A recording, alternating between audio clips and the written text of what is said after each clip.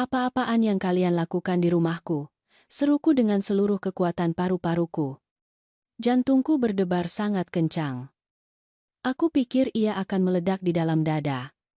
Di hadapanku, berlutut di dekat pintu rumahku sendiri, adalah anakku, Arman, dan istrinya, Dewi, dengan perkakas di tangan. Berusaha membongkar kunci. Sebuah truk pindahan yang besar terparkir tepat di depan pekaranganku. Pintu belakangnya terbuka dengan beberapa perabotan milikku sudah dimuat di dalamnya. Ayah, bukankah seharusnya ayah pergi bepergian selama 2 minggu? Arman menjadi sangat pucat. Seolah-olah melihat hantu. Perkakas-perkakas itu jatuh dari tangannya dengan bunyi dentangan logam yang bergema dalam keheningan sore itu. Ayah mertua, kami hanya... Dewi tergagap. Matanya bergerak gelisah antara truk dan aku. Mencari-cari alasan yang masuk akal. Namun, izinkan aku menceritakan bagaimana aku sampai pada saat ini. Izinkan aku menceritakan bagaimana sebuah perubahan rencana yang sederhana menjadi pengungkapan yang paling menyakitkan dalam hidupku. Namaku Joko. Aku berusia 67 tahun dan telah menduda selama 5 tahun.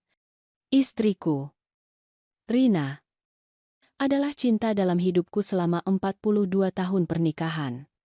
Ketika ia meninggal dunia, aku pikir aku tidak akan pernah lagi merasakan rasa sakit yang mendalam dan merobek hati seperti itu.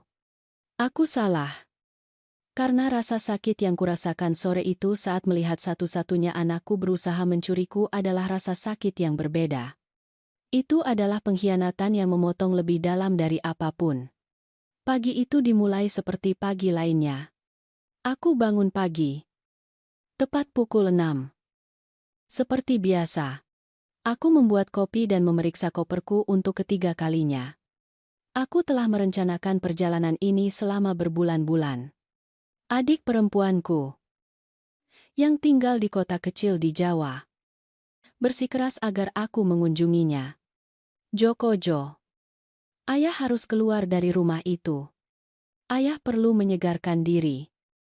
Melakukan sesuatu yang berbeda. Katanya melalui telepon setiap minggu. Dan ia benar. Sejak Rina meninggal dunia, aku jarang sekali keluar rumah. Rumah ini yang kami bangun bersama. Tempat kami membesarkan Arman. Tempat kami merayakan ulang tahun. Pertemuan keluarga. Tempat kami menjalani seluruh hidup. Setiap sudut menyimpan kenangan. Setiap ruangan menceritakan sebuah kisah. Taksi datang tepat pukul 8 pagi. Aku menatap rumahku untuk yang terakhir kalinya. Mengunci pintu. Dan memasukkan kunci ke dalam sakuku. Arman tahu aku akan bepergian. Kami telah membicarakan perjalanan itu 2 minggu sebelumnya. Ia bahkan datang mengunjungiku sehari sebelumnya. Untuk mengucapkan selamat tinggal dan mendoakan perjalananku lancar. Sekarang aku mengerti bahwa kunjungan itu memiliki tujuan yang sama sekali berbeda. Bandara internasional di Jakarta Selatan ramai seperti biasa. Aku melakukan check-in. Melewati pemeriksaan keamanan. Dan duduk di ruang tunggu dengan buku favoritku. Penerbanganku dijadwalkan pukul 11 pagi.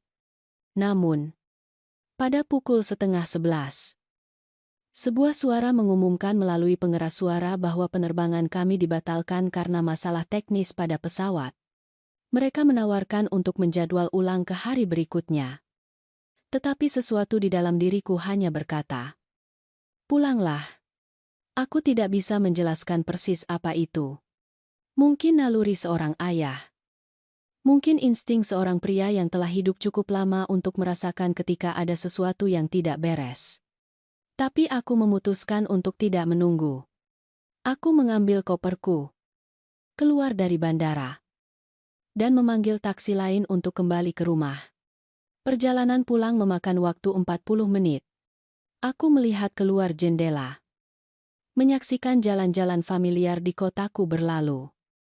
Berpikir bahwa mungkin aku bisa mencoba mengambil penerbangan keesokan harinya.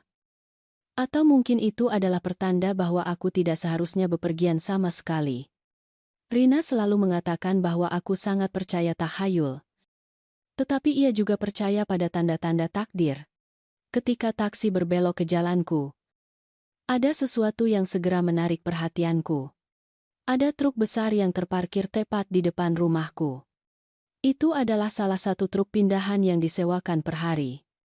Reaksi pertamaku adalah berpikir bahwa mungkin seorang tetangga sedang pindah. Tetapi saat aku mendekat, perutku terasa mual.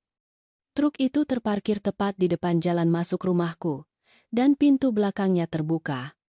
Aku membayar pengemudi dan keluar dari mobil dengan koperku. Merasa setiap langkah terasa lebih berat. Kakiku sedikit gemetar. Sesuatu yang sangat salah. Aku bisa merasakannya di setiap serat tubuhku. Aku berjalan perlahan menyusuri jalan masuk, dan saat itulah aku melihat mereka. Anakku. Arman. Satu-satunya anakku. Anak yang kubesarkan. Yang kusuapi. Yang kupeluk ketika ia mengalami mimpi buruk. Ia sedang berlutut di depan pintuku dengan perkakas di tangan. Dan di sampingnya istrinya, Dewi, memegang obeng. Keduanya benar-benar fokus membongkar kunci rumahku. Sesaat pikiranku tidak bisa memproses apa yang kulihat. Aku hanya berdiri di sana, lumpuh, menyaksikan adegan yang terasa seperti keluar dari mimpi buruk. Di belakang mereka, di dalam truk, aku bisa melihat beberapa perabotan milikku. Aku mengenali meja kecil lamaku, yang kuwarisi dari ayahku. Aku mengenali kursi ruang makan yang kubeli bersama Rina pada ulang tahun pernikahan kami yang ke-10. Saat itulah aku berteriak. Apa-apaan yang kalian lakukan di rumahku? Arman menjatuhkan perkakas dan berdiri sangat cepat hingga ia hampir kehilangan keseimbangan. Wajahnya berubah dari terkejut menjadi panik dalam hitungan detik. Dewi membeku dengan obeng masih di tangannya. Mulutnya terbuka dan tertutup tanpa mengeluarkan suara apapun. Ayah. Bukankah seharusnya ayah pergi bepergian selama 2 minggu? Arman tergagap dan aku bisa melihat keringat terbentuk di dahinya. Meskipun hari tidak panas, penerbanganku dibatalkan. Kataku. Suaraku bergetar dengan campuran keterkejutan, ketidakpercayaan, dan kemarahan yang mulai mendidih di dalam diriku. Tapi itu tidak menjawab pertanyaanku. Apa yang sebenarnya kalian lakukan? Mencoba masuk ke rumahku dengan paksa? Ayah mertua. Kami hanya ingin. Dewi mencoba berbicara. Tetapi kata-kata tersangkut di tenggorokannya. Hanya. Ingin apa? Suaraku meninggi 1 oktav. Hanya ingin membongkar dan mencuri? Hanya ingin mengambil barang-barangku saat aku pergi? Aku melihat truk itu lagi lebih saksama. Kali ini bukan hanya perabotanku. Aku bisa melihat kotak-kotak, tas-tas, benda-benda terbungkus selimut. Sudah berapa lama mereka merencanakan ini? Sudah berapa lama mereka menunggu aku pergi agar mereka bisa mengosongkan rumahku? Ini tidak seperti yang ayah pikirkan. Ayah. Arman akhirnya menemukan suaranya. Meskipun terdengar lemah. Menyedihkan. Bisakah kami jelaskan? Kalau begitu jelaskan. Kataku. Menyilangkan tangan di dada. Mencoba mengendalikan getaran yang menjalar di seluruh tubuhku. Jelaskan padaku mengapa anakku sendiri berusaha masuk ke rumahku dengan paksa. Jelaskan padaku mengapa ada truk pindahan yang penuh dengan barang-barangku. Jelaskan padaku mengapa aku merasa seolah-olah hatiku hancur berkeping-keping saat ini juga. Arman menatap Dewi. Dan dalam pertukaran pandangan itu, aku bisa melihat semua yang perlu aku ketahui. Mereka telah merencanakan ini. Itu bukan dorongan sesaat. Bukan kesalahpahaman. Itu adalah rencana yang disengaja dan diperhitungkan. Menunggu saat yang tepat untuk melaksanakannya. Ayah. Izinkan aku menjelaskan. Arman melangkah ke arahku. Tetapi secara naluriah aku mundur.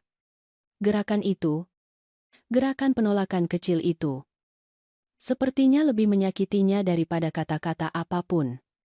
Keadaan kami sulit akhir-akhir ini, katanya. Sulit? Ulangku. Suaraku dipenuhi ketidakpercayaan. Dan itu memberi kalian hak untuk mencuri dariku? Kami tidak mencuri dari ayah. Dewi akhirnya menemukan suaranya. Meskipun terdengar defensif. Hampir agresif. Kami keluarga Na. Kami pikir ayah bisa membantu kami. Aluhamcus kamun. Kaparabaras galama. Membantu? Aku tertawa pahit yang bahkan tidak kukenali sebagai milikku. Membantu dengan mengosongkan rumahku saat aku pergi. Tanpa bertanya. Tanpa izinku. Aku mendekati truk. Aku perlu melihat dengan mata kepalaku sendiri apalagi yang telah mereka ambil. Dengan setiap langkah menuju kendaraan itu, aku merasa seolah-olah sedang berjalan menuju eksekusiku sendiri. Aku naik ke tanjakan belakang dan mulai memeriksa isinya. Hatiku tenggelam dengan setiap benda yang kukenali. Ada set porselen yang Rina berikan padaku pada ulang tahun pernikahan kami yang ke-25. Lampu-lampu antik yang kami beli bersama di Pasar Loak 30 tahun lalu. Lukisan-lukisan yang tergantung di ruang tamu. Termasuk yang dilukis ibuku sebelum meninggal dunia. Buku-buku. Pajangan. Bahkan radio tua yang dulunya milik ayahku. Berapa? Tanyaku tanpa berbalik menatap mereka. Suaraku nyaris berbisik. Berapa yang kalian pikir akan kalian dapatkan dengan menjual seluruh hidupku? Ayah. Kumohon. Suara Arman terdengar pecah di belakangku. Aku berbalik menghadap mereka. Dan air mata yang selama ini kutahan mulai mengalir di wajahku. Aku punya pertanyaan yang sangat sederhana. Arman. Hanya satu pertanyaan. Dan aku ingin kebenaran. Apakah ini pertama kalinya? Keheningan yang menyusul memekakan telinga. Arman tidak bisa menatap mataku. Dewi menggigit bibir bawahnya. Menatap lurus ke lantai. Jawab aku. Tuntutku. Suaraku bergetar. Apakah ini pertama kalinya kalian masuk ke rumahku tanpa izinku? Kami. Dewi memulai. Tetapi Arman memotongnya. Tidak. Ia akhirnya mengakui.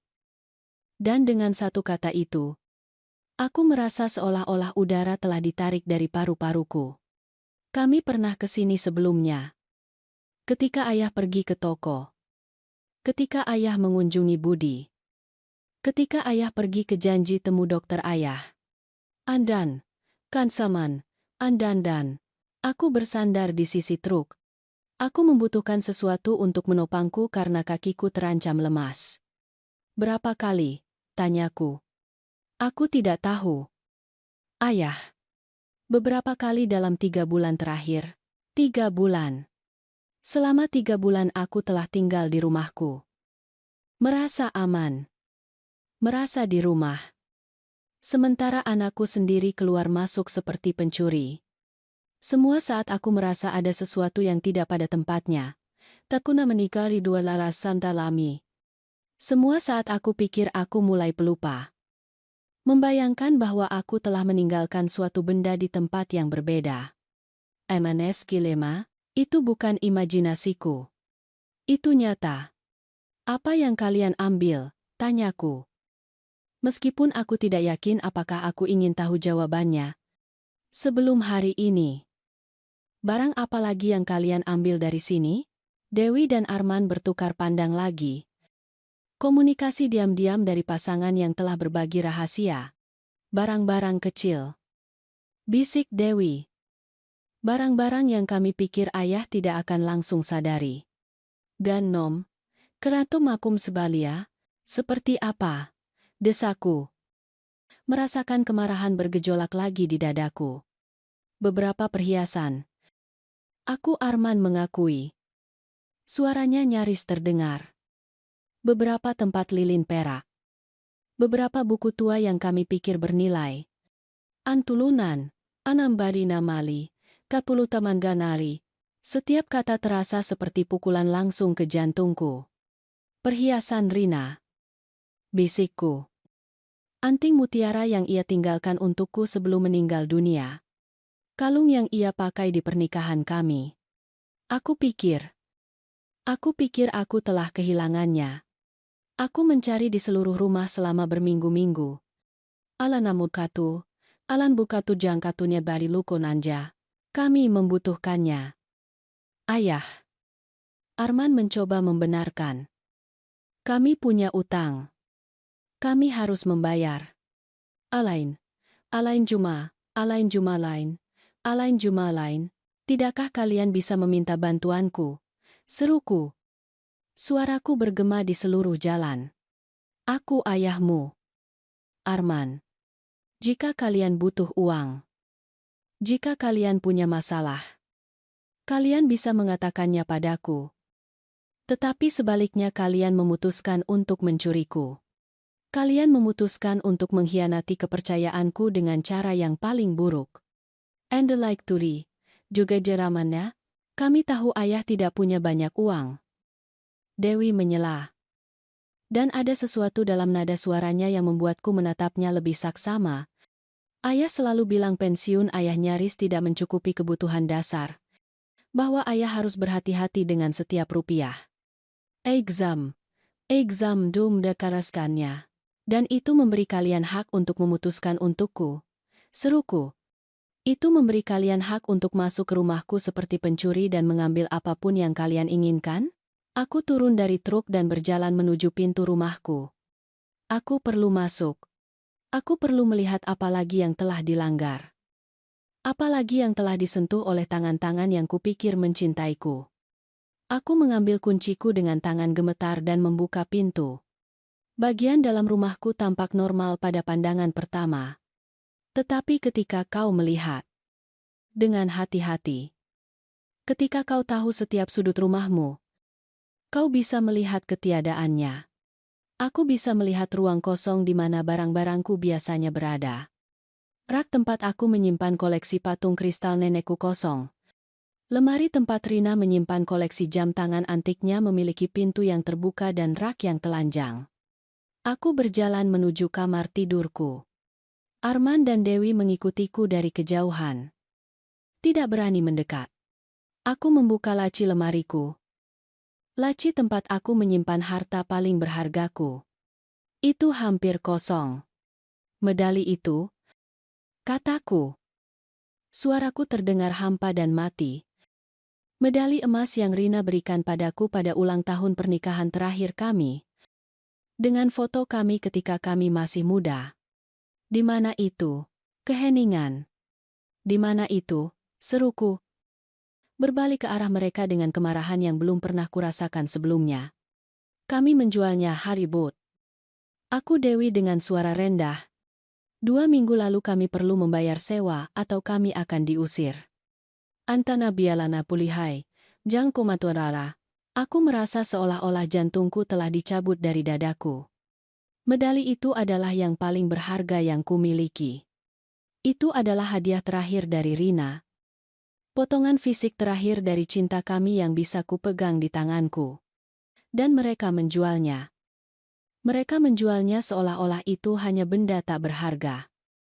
Tidak penting. Berapa? Tanyaku. Suaraku bergetar karena kemarahan yang tertahan. Berapa yang kalian dapatkan untuk itu? 200 rupiah. Bisik Arman. 200 rupiah. Mereka menjual 42 tahun pernikahan. Kenangan. Cinta seharga 200 rupiah yang menyedihkan. Aku duduk di tepi tempat tidurku.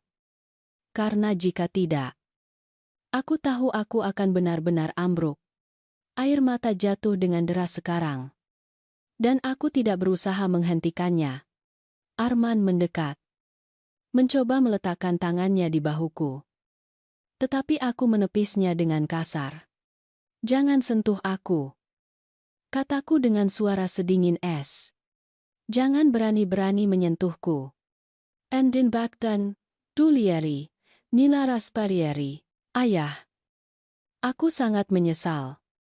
Arman terisak. Kami tidak ingin ini terjadi. Kami pikir jika ayah pergi selama 2 minggu, kami bisa mengambil cukup banyak barang untuk menyelesaikan masalah kami. Dan ayah tidak akan pernah tahu. Limantakan tuntukin dua masih. Lalu apa? Arman? Tanyaku. Menatap lurus ke matanya. Lalu apa? Ketika aku kembali dari perjalananku dan menyadari bahwa rumahku kosong. Apa yang akan kau katakan padaku? Bahwa ada perampokan. Kau akan berbohong di hadapanku sementara aku menangisi kehilangan semua yang kucintai. Ia tidak menjawab. Karena tidak ada jawaban yang bisa membenarkan apa yang telah mereka lakukan. Kepada siapa lagi kalian menjual barang-barangku? Lanjutku. Aku perlu tahu segalanya. Aku perlu tahu besarnya pengkhianatan ini sepenuhnya. Di mana perhiasan Rina? Jam tangan. Koleksi kristal nenekku? Ada pegadaian di jalan ke-7. Kata Dewi. Suaranya kecil. Kami membawa sebagian besar barang ke sana. Beberapa kami jual secara daring di grup jual beli itu. Enhive. Enhive of million tire. Dan uangnya? Tanyaku. Kalian habiskan untuk apa uang yang kalian dapatkan dari menjual kenanganku? Kami punya utang. Arman mulai menjelaskan. Kartu kredit sudah mencapai batas. Kami menunggak sewa 3 bulan. Mobil hampir disita. Kami punya penagih utang yang menelepon setiap hari. Mengancam akan menuntut kami.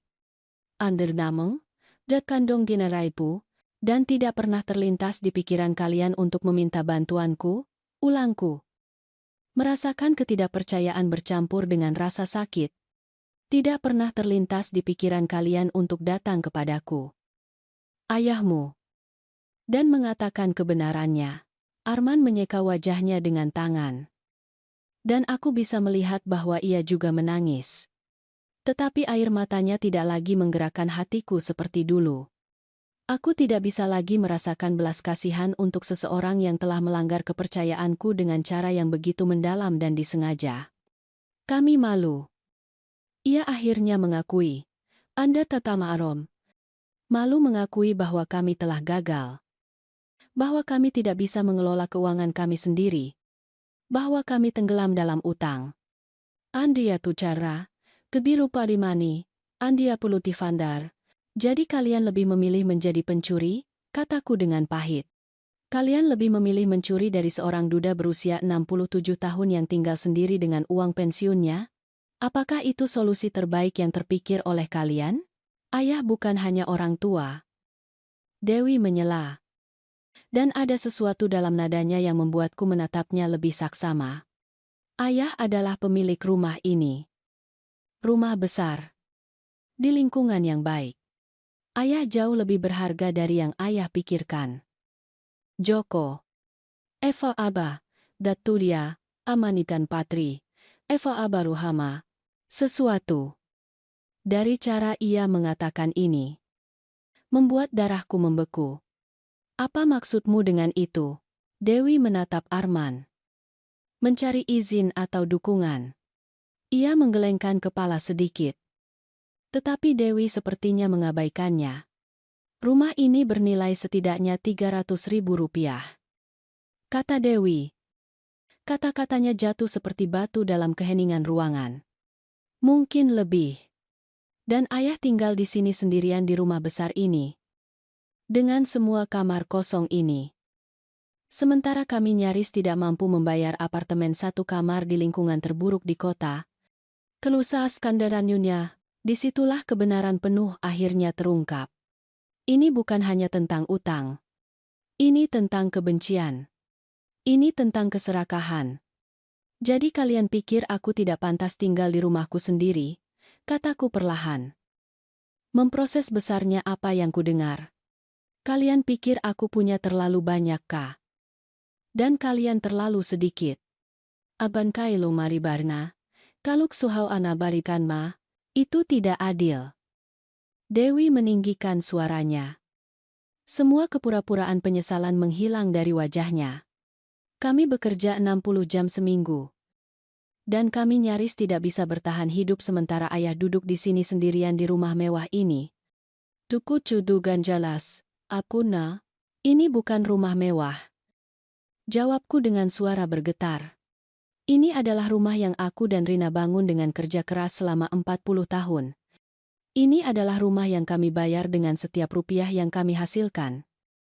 Mengorbankan liburan, kemewahan, segala sesuatu yang bisa kau bayangkan. Rumah ini penuh dengan kenangan seumur hidup. Atas sampundian, tutu taya deya, ganda lasai, kenangan tidak membayar tagihan. Jawab Dewi dingin. Dewi. Diam. Arman akhirnya meledak. Tutup mulutmu sekarang juga. Tetapi sudah terlambat. Ia sudah mengatakan terlalu banyak. Seluruh rencana sekarang terungkap di hadapanku dalam semua kejelasannya yang mengerikan. Mereka tidak hanya ingin mencuri barang-barangku. Mereka ingin mencuri rumahku. Satu-satunya tempat di dunia di mana aku merasa aman. Di mana aku masih bisa merasakan kehadiran Rina. Keluarlah.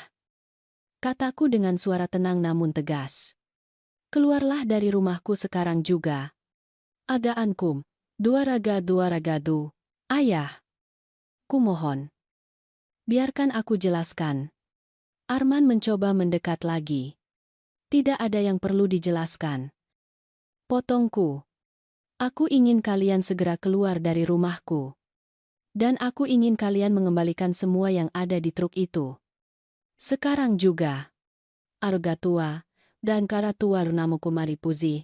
Kami tidak bisa melakukan itu sekarang. Kata Dewi dingin. Beberapa barang itu sudah kami jual. Mereka sudah tidak ada lagi.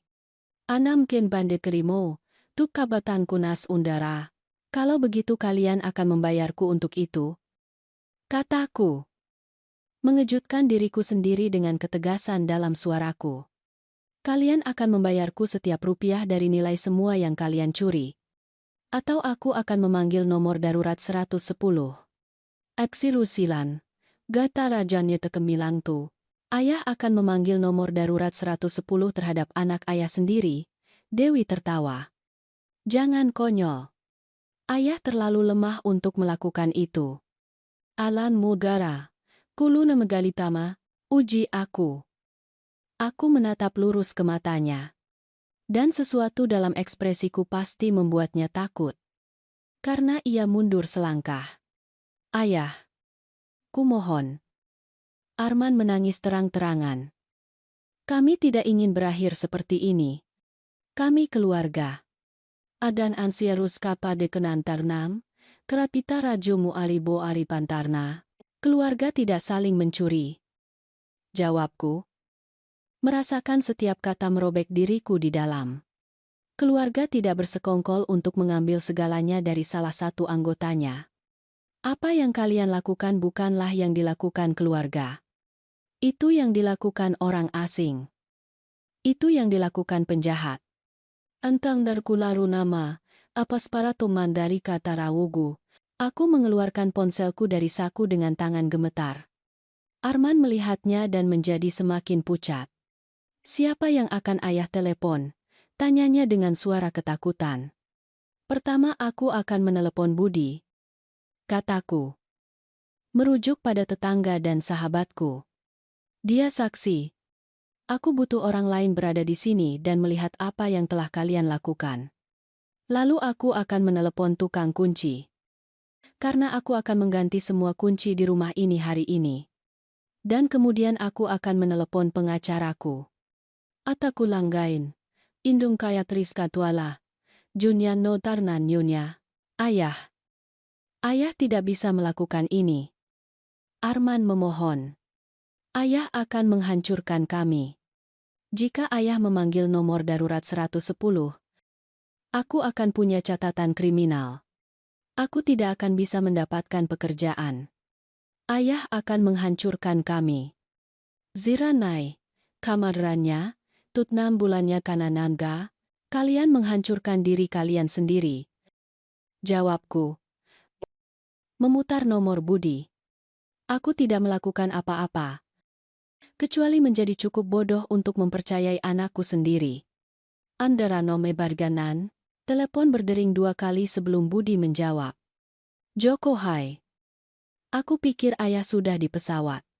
Erkan tanku bidari, Budi. Aku butuh ayah datang ke rumahku segera. Kataku. Suaraku sedikit pecah. Ada apa? Aku butuh saksi. Antakunda nambarannya. Aku datang. Jawabnya tanpa bertanya. Dan aku bisa mendengar suara pintu tertutup dari ujung sana. Budi tinggal 3 rumah di bawah. Ia akan tiba dalam beberapa menit. Aku menutup telepon dan menatap Arman dan Dewi. Kalian punya 2 pilihan. Kalian bisa tinggal di sini dan menunggu Budi tiba. Lalu kita panggil nomor darurat 110 bersama. Atau kalian bisa mulai mengembalikan semua yang ada di truk itu sekarang juga. Dan mungkin, hanya mungkin, aku akan mempertimbangkan untuk tidak mengajukan tuntutan. Dornan, itu pemerasan. Dewi meludahkan kata-kata itu. Aku tidak mengoreksinya. Itu keadilan. Itu memberi kalian kesempatan yang tidak pantas kalian dapatkan. Kesempatan yang tidak pernah kumiliki. Ketika kalian memutuskan untuk mengubah rumahku menjadi toko pribadi kalian. 6. Arwu Janmam. Arman melihat ke truk yang terparkir di luar. Lalu menatapku. Dan akhirnya menatap Dewi. Aku bisa melihat konflik di wajahnya. Pertempuran batin antara anak laki-laki yang ia pernah menjadi dan pria yang ia telah menjadi. Baiklah. Arman akhirnya menyerah. Suaranya nyaris seperti bisikan kekalahan. Kami akan mengembalikan semuanya. Abandi Magaina, dan kan kun tambaisi. Apa? Dewi menatapnya dengan tidak percaya. Arman. Kau tidak serius. Jakandung Rimo, cukup. Dewi? Arman menyeka wajahnya dengan tangan. Tampak kelelahan dan kalah. Ini sudah terlalu jauh. Jauh melampaui batas yang seharusnya. Margara, Indana Anggara, Jaga, Anggara, aku tidak percaya kau menyerah begitu saja. Dewi menatapnya dengan jijik. Aku tahu kau lemah. Tapi ini, aku tidak lemah. Potong Arman. Suaranya mengambil nada yang belum pernah kudengar sebelumnya. Aku seorang pencuri. Aku seseorang yang mengkhianati ayahnya sendiri. Itu bukan kuat. Dewi. Itu pengecut. Kribadalu makut umalalainas, alana baharu magulainan dargan pulara lain. Untuk pertama kalinya sejak aku tiba, aku melihat penyesalan sejati di mata anakku. Tetapi sudah terlambat. Kerusakan sudah terjadi. Kepercayaan sudah hancur. Dan aku tidak yakin apakah itu bisa diperbaiki lagi. Mulai keluarkan barang-barang dari truk. Perintahku. Menyilangkan tangan. Semuanya sampai benda terakhir. Ada kantuskuma. Ada kandua raida paranakan. Jakna meriman. Arman mengangguk dan keluar dari rumah. Dewi mengikutinya. Tetapi tidak tanpa memberiku tatapan penuh kebencian murni. Aku berdiri di kamar tidurku. Menatap laci kosong tempat harta paling berhargaku dulu berada. Merasakan kekosongan di dadaku yang aku tahu tidak ada benda yang dikembalikan bisa mengisi. Aku mendengar langkah kaki tergesa-gesa di luar dan kemudian suara familiar Budi. Jokoku. Ayah di mana? Di sini di kamar tidurku. Seruku. Budi muncul di pintu. Terengah-engah. Karena berlari. Ia adalah pria seusiaku. 65 tahun. Dengan rambut abu-abu pendek dan mata tajam yang tidak melewatkan apapun. Ia telah menjadi tetanggaku selama 20 tahun dan sahabatku selama 15 tahun. Apa yang terjadi? Tanyanya. Dan kemudian, ya Tuhan. Apakah itu Arman di luar? Matanya melebar karena terkejut melihat anakku dan istrinya menurunkan perabotan dari truk. Apa yang sedang terjadi? Aku menceritakan semuanya padanya. Setiap detail yang menyakitkan. Setiap pengakuan yang menghancurkan. Budi mendengarkan dalam diam. Ekspresinya berubah dari terkejut menjadi tidak percaya. Dan akhirnya, menjadi kemarahan. Anak tidak tahu berterima kasih itu. Geramnya ketika aku selesai. Orang menyedihkan itu setelah semua yang ayah lakukan untuknya. Piata bukan jari, antandar manandergai, ender manandari. Aku tidak tahu harus berbuat apa. Budi. Aku mengakui. Merasakan air mata mengancam akan datang lagi. Dia anakku. Satu-satunya anakku. Bagaimana aku bisa menyerahkannya? Bagaimana aku bisa memanggil nomor darurat 110 dan menghancurkan hidupnya? Dia menghancurkan hidupnya sendiri. Budi meletakkan tangannya di bahuku. Dan dia hampir menghancurkan hidup ayah juga. Joko. Apa yang mereka lakukan serius. Itu bukan hanya pencurian. Itu direncanakan. Itu sistematis. Mereka sudah masuk ke rumah ayah selama berbulan-bulan. Alamali walaina liatu anya, kenanderjoya anya tukantaya anya tunya torukumu. Aku tahu. Bisikku. Aku tahu semua itu. Tapi dia tetap anakku. Aksi Luna. Limudara nebaria kundarakut karo, nanjundan nyanyi baria kudarana salasi, dan ayah tetap ayahnya. Jawab Budi dengan tegas. Seorang ayah yang pantas mendapatkan rasa hormat, cinta, dan kejujuran. Bukan pengkhianatan. Bukan pencurian. Bukan manipulasi. Antak tulu kanda, no manggaan kandi malina, kandandandanda. Kami keluar bersama dan menuju ke depan rumah. Arman dan Dewi menurunkan perabotan dengan gerakan lambat dan penuh kebencian.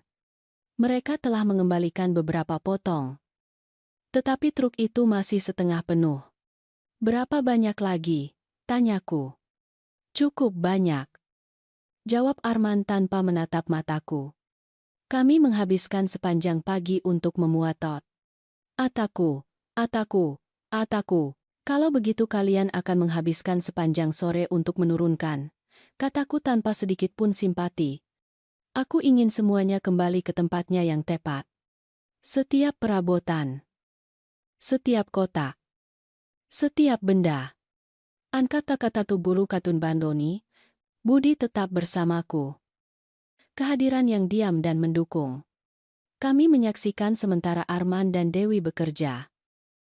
Berkeringat di bawah matahari sore. Para tetangga mulai keluar. Penasaran dengan truk dan aktivitas yang tidak biasa. Aku bisa melihat tatapan. Percakapan berbisik. Spekulasi. Ibu Siti dari rumah sebelah mendekat dengan hati-hati. Joko Coma. Apakah semuanya baik-baik saja? Saya pikir ayah akan bepergian. Dan kanjukan anteramun afandulaiken. Perjalanan dibatalkan. Jawabku singkat. Tidak ingin masuk ke dalam detail. Oh. Sayang sekali. Yah. Jika ayah butuh sesuatu. Ia membiarkan tawaran itu menggantung di udara. Sebelum menjauh. Jelas merasa bahwa ada lebih banyak cerita. Tetapi tidak berani bertanya langsung. 2 jam berlalu. Matahari mulai terbenam di cakrawala. Ketika truk itu akhirnya kosong. Aku masuk ke rumah. Untuk memeriksa dengan Budi, mengikutiku dengan cermat. Perabotan sudah kembali. Tetapi semuanya terasa berbeda. Itu bukan lagi tempat perlindunganku yang aman. Sekarang itu adalah tempat yang telah dilanggar. Diserbu. Dinajiskan. Masih banyak barang yang hilang. Kataku. Melihat ruang kosong yang masih tersisa. Perhiasan. Jam tangan. Medali. Koleksi kristal. Kami menjualnya. Aku Arman. Masuk di belakang kami. Kami tidak bisa mengembalikannya. Karena kami sudah tidak memilikinya. Atuskana, ilakan pugaraman kari, Kalau begitu kalian akan memberiku daftar. Kataku dengan suara tegas. Daftar lengkap dari semua yang kalian jual. Di mana kalian menjualnya? Kapan dan dengan harga berapa? Dan kalian akan membayarku nilai sebenarnya dari setiap benda. Bukan uang sedikit yang mungkin kalian dapatkan di pegadaian. 30 kama. Takikunanya gani masua. Takikunatanya tanya. Kami tidak punya uang itu. Protes Dewi. Kami sudah bilang kami bangkrut. Finus, Kan dan Alainam dari Analainas kantu ala. Kalau begitu kalian akan mendapatkan uangnya. Jawabku dingin. Kalian akan mencari pekerjaan tambahan. Kalian akan melakukan apapun yang diperlukan. Tetapi kalian akan membayarku setiap rupiah. Aluman nampun alannya. Bagaimana jika kami tidak bisa? Dewi menantangku. Kalau begitu aku akan mengajukan tuntutan. Kataku singkat. Aku punya saksi sekarang. Aku menunjuk Budi. Aku punya bukti upaya pembongkaran. Aku punya pengakuan kalian yang direkam. Adiaksan analiwaku, aku mengangkat ponselku dan melihat bagaimana keduanya menjadi pucat ketika mereka menyadari bahwa aku telah merekam seluruh percakapan sejak Budi tiba. Itu curang. Tuduh Dewi. Tidak. Budi menyela dengan suara sedingin es. Itu kecerdasan. Itu melindungi diri dari orang yang jelas tidak punya hati nurani. Takinar rambus, era tutanam. Arman menjatuhkan dirinya di sofa. Tampak benar-benar kalah. Berapa lama waktu yang kami miliki? Kalian punya waktu 1 bulan. Aku memutuskan saat itu juga. 1 bulan untuk mendapatkan uang dan mengembalikan nilai dari semua yang kalian curi. Atau aku akan pergi ke nomor darurat 110 dengan semua yang kumiliki. Ingku, tudu kobari. 1 bulan tidak cukup. Protes Dewi. Utang yang kami miliki berjumlah lebih dari 15.000 rupiah. Dan itu belum termasuk yang kami utang pada ayah. Takanam, kenggajuana, jaratam, itu bukan masalahku. Kataku. Dan setiap kata menyakitkan karena aku tahu aku menutup pintu. Mungkin selamanya. Kalian punya 3 bulan untuk mencuri dariku. Kalian punya 1 bulan untuk menebus kesalahanku. Alamari dolama turuskan, alamaruskan araban, ayah kejam. Dewi meludahkan kata-kata itu. Aku tidak mengoreksinya. Aku adil. Jawabku. Sesuatu yang jelas tidak kalian mengerti. Alaham pargan, kemenu kebarian bini kamakulaham. Aku mengambil ponselku lagi dan memutar nomor lain. Kali ini adalah tukang kunci. Dimas Herrera. Yang pernah kugunakan sebelumnya ketika aku kehilangan kunciku beberapa tahun lalu. Halo. Ini Joko Mendoza. Aku perlu mengganti semua kunci di rumahku. Semuanya. Bisakah ayah datang hari ini? Ini mendesak. Dat inggas kama. Kenambulun ikan ganen dalam bu. Tukang kunci mengatakan ia bisa tiba dalam 1 jam. Aku menutup telepon dan menatap Arman dan Dewi. Kalian punya 1 jam sebelum tukang kunci tiba. Kataku. Setelah itu, kalian tidak akan pernah bisa masuk ke rumah ini lagi tanpa izin eksplisit dariku. Adar menikah, Jukan dar mendalita, ayah. Kumohon. Arman bangkit. Mendekatiku dengan tangan terentang memohon. Jangan lakukan ini. Aku masih anak ayah. Aukan duka menamda kana rodo, dulina ras kanis kurnamdar, seorang anak yang mencuriku. Jawabku. Merasakan hatiku hancur dengan setiap kata. Seorang anak yang bersekongkol untuk mengambil rumahku. Seorang anak yang menjual hadiah terakhir dari istriku yang meninggal dunia seharga 200 rupiah yang menyedihkan. Anduna jataku tuandan. Apa dan Yahu? Aku putus asa. Arman terisak. Aku tidak tahu harus berbuat apa lagi. Andak aranjan kerai mahalo kandaria. Tulis sambulin pulunari. Kau bisa saja meminta bantuanku. Ulangku untuk kesekian kalinya. Kau bisa saja datang kepadaku dengan kebenaran. Ya, aku tidak punya banyak uang. Tapi aku akan menjual beberapa barang sendiri. Aku akan mendapatkan pinjaman. Aku akan melakukan sesuatu. Tapi kau mengambil pilihan itu dariku. Kau mengambil hakku untuk memutuskan atas hidupku sendiri. Atas barang-barangku sendiri. Adan Danka, Limenizi, Adan Danka, aku minta maaf. Ayah. Arman menangis terang-terangan sekarang. Aku sangat menyesal. Aku tidak tahu apa yang kupikirkan.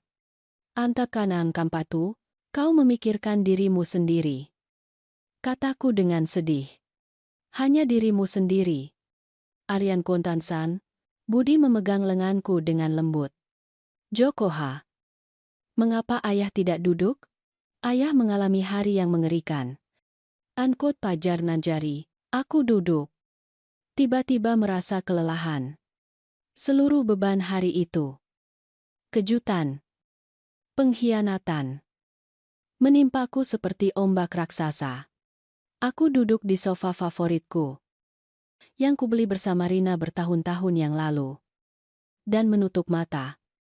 Aku mendengar Budi berbicara dengan Arman dan Dewi. Dengan suara rendah tetapi tegas. Menjelaskan bahwa ia akan tetap di sana sampai mereka pergi. Aku mendengar suara lalu lintas di luar. 100 burung di pohon-pohon di halaman. Semua suara sehari-hari yang tiba-tiba tampak milik kehidupan lain. Dunia lain di mana anakku bukan pencuri. Ketika aku membuka mata, tukang kunci sudah tiba. Ia adalah pria parubaya bernama Dimas. Yang pernah bekerja di rumahku sebelumnya. Ia menyambutku dengan senyum ramah yang memudar ketika ia melihat ekspresiku dan suasana tegang di ruangan itu. Pak Joko. Anda bilang ini mendesak. Komentarnya. Melihat dengan hati-hati ke Arman dan Dewi. Yang duduk diam di sisi lain ruangan. Ya. Aku perlu ayah mengganti semua kunci. Aku membenarkan. Berdiri dengan susah payah. Pintu depan. Pintu belakang. Pintu garasi. Semuanya. Arusarak. Itonya Rubaga. Semuanya. Dimas bertanya dengan terkejut. Itu akan memakan biaya sekitar Rp400 dengan ongkos kerja. Aku tusinya. Tidak masalah. Kataku tanpa ragu. Lakukan. Alahi. Intunan bilalas. Aku melihat Arman tersentak saat menyebutkan uang itu. Rp400 yang harus kuhabiskan karena aku tidak bisa lagi mempercayai anakku sendiri. Rp400 untuk merasa aman di rumahku sendiri. Dimas mulai bekerja di pintu depan. Suara perkakasnya memenuhi keheningan canggung yang telah melanda rumah itu. Budi membuat kopi di dapur tanpa meminta izin dan membawakanku secangkir dengan 2 sendok teh gula. Persis seperti yang kusukai.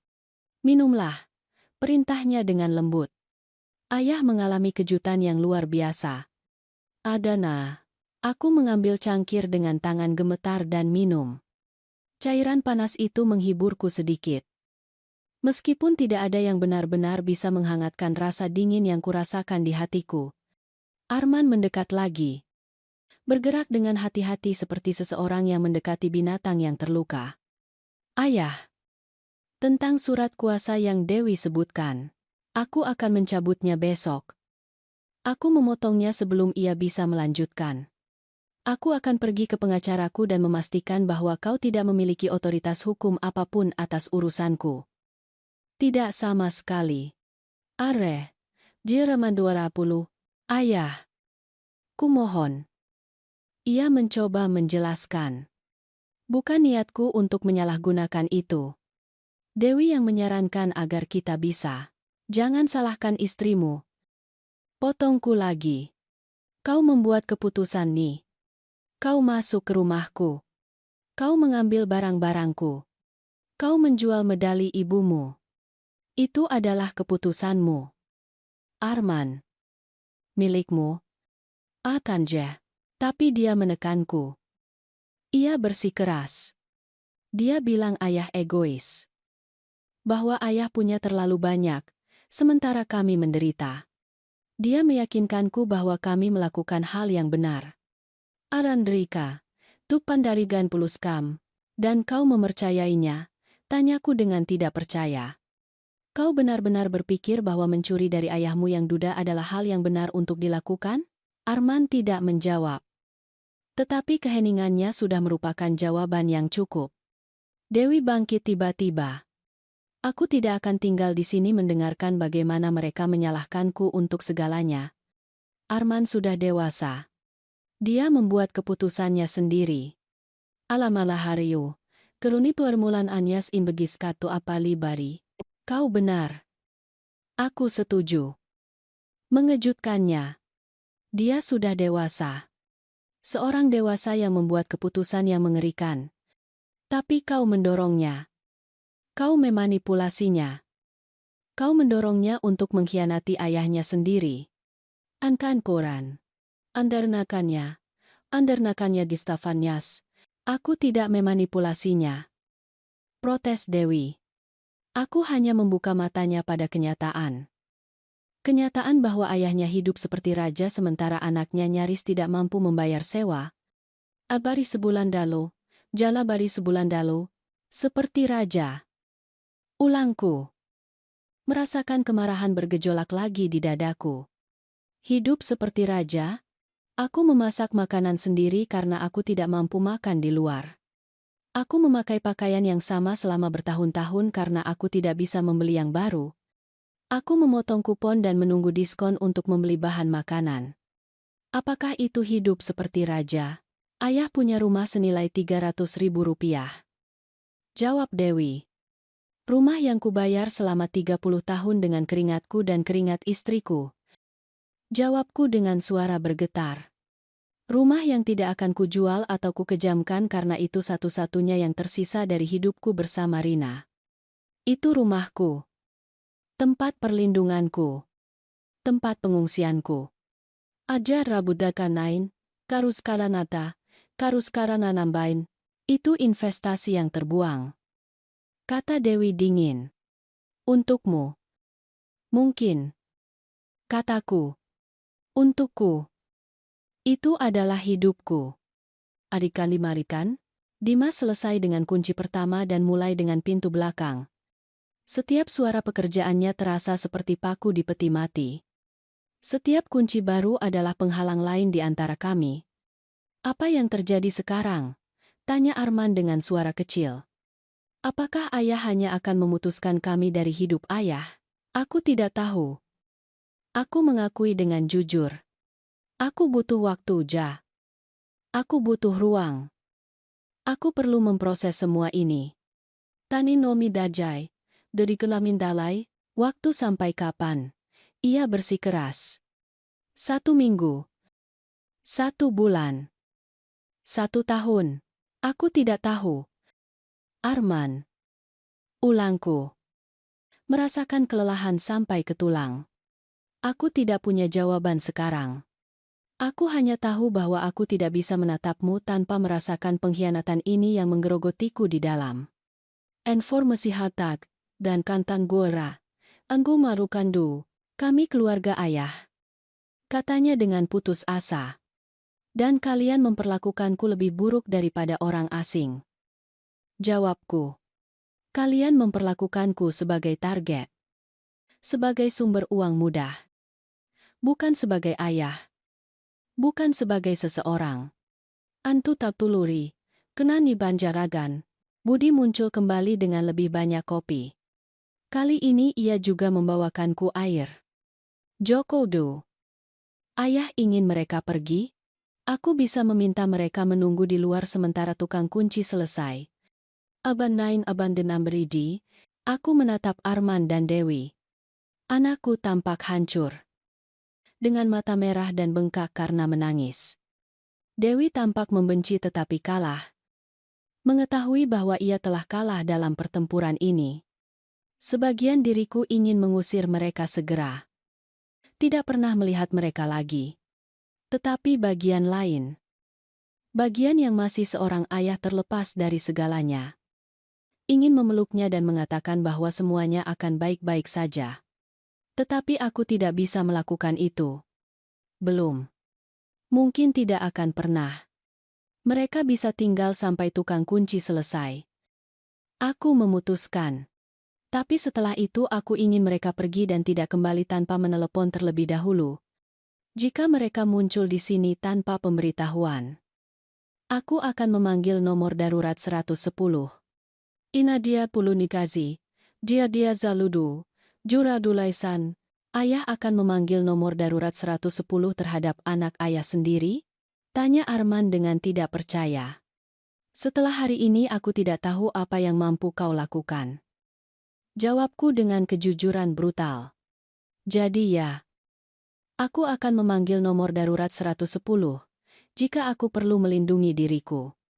Aksi Barinai, Alan Mazam, kata-kata itu tampaknya memukulnya lebih keras daripada apapun yang telah kukatakan.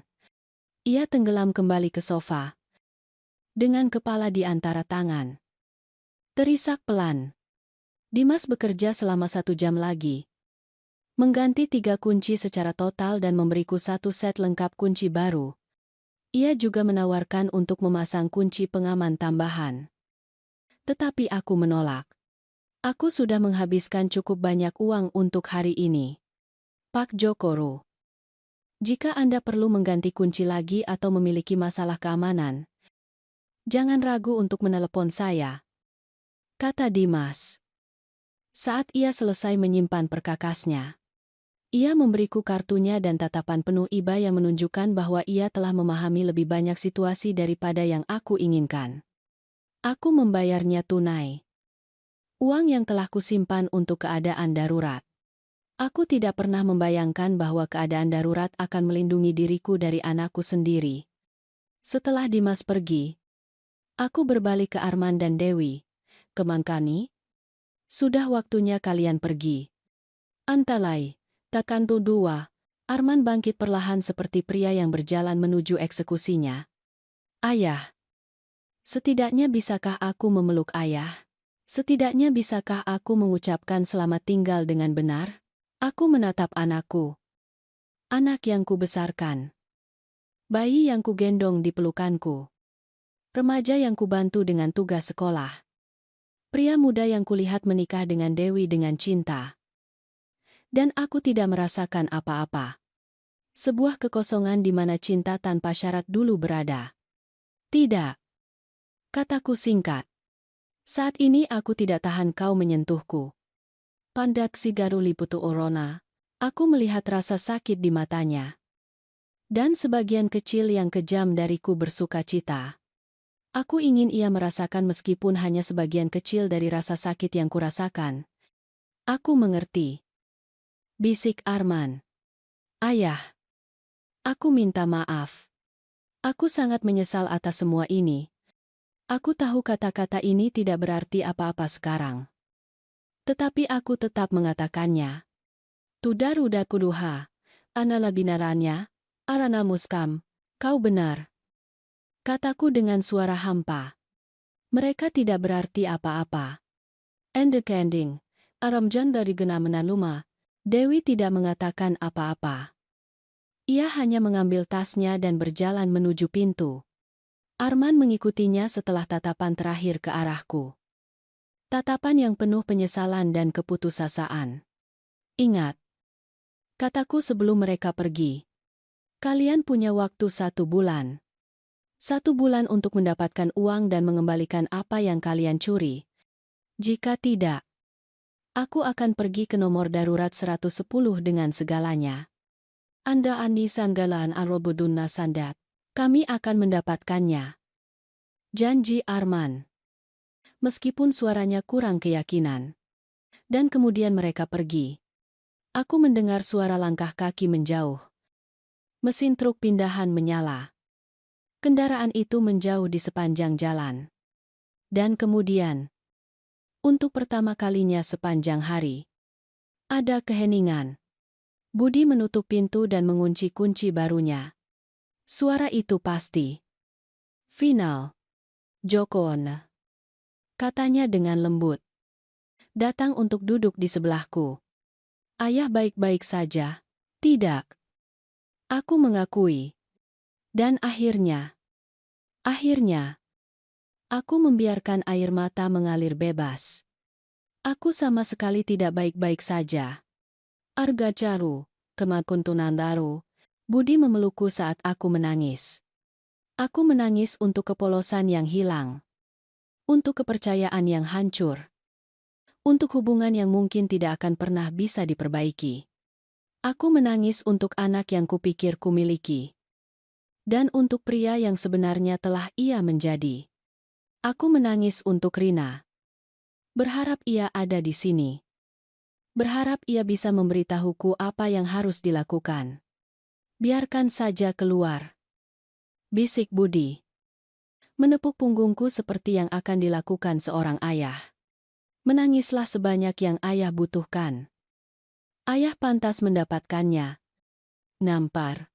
Jukan Kumaributia. Aku tidak tahu berapa lama kami seperti itu.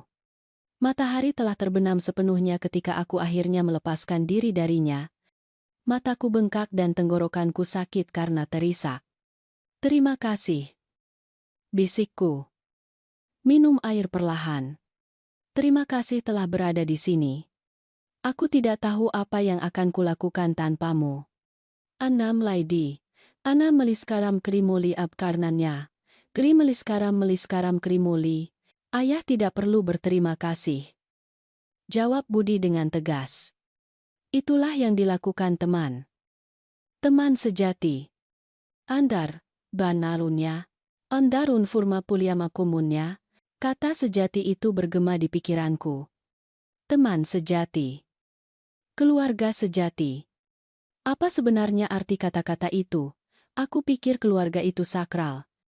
Bahwa darah lebih kental daripada air.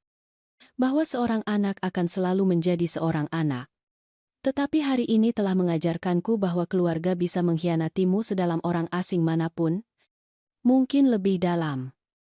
Karena kau mempercayai mereka dengan cara yang tidak akan pernah kau percayai orang lain. Ayah perlu makan sesuatu, kata Budi. Bangkit dari sofa. Aku yakin ayah belum makan apapun sepanjang hari ya. Nam kanyer inkodratina. Iya benar. Makanan terakhirku adalah sarapan pagi itu. Seumur hidup yang lalu. Tetapi ide untuk makan membuat perutku mual. Aku tidak lapar. Protesku dengan lemah. Aku tidak peduli. Budi sudah berada di dapur membuka kulkas. Ayah akan makan. Meskipun aku harus memasukkannya ke mulut ayah sendiri.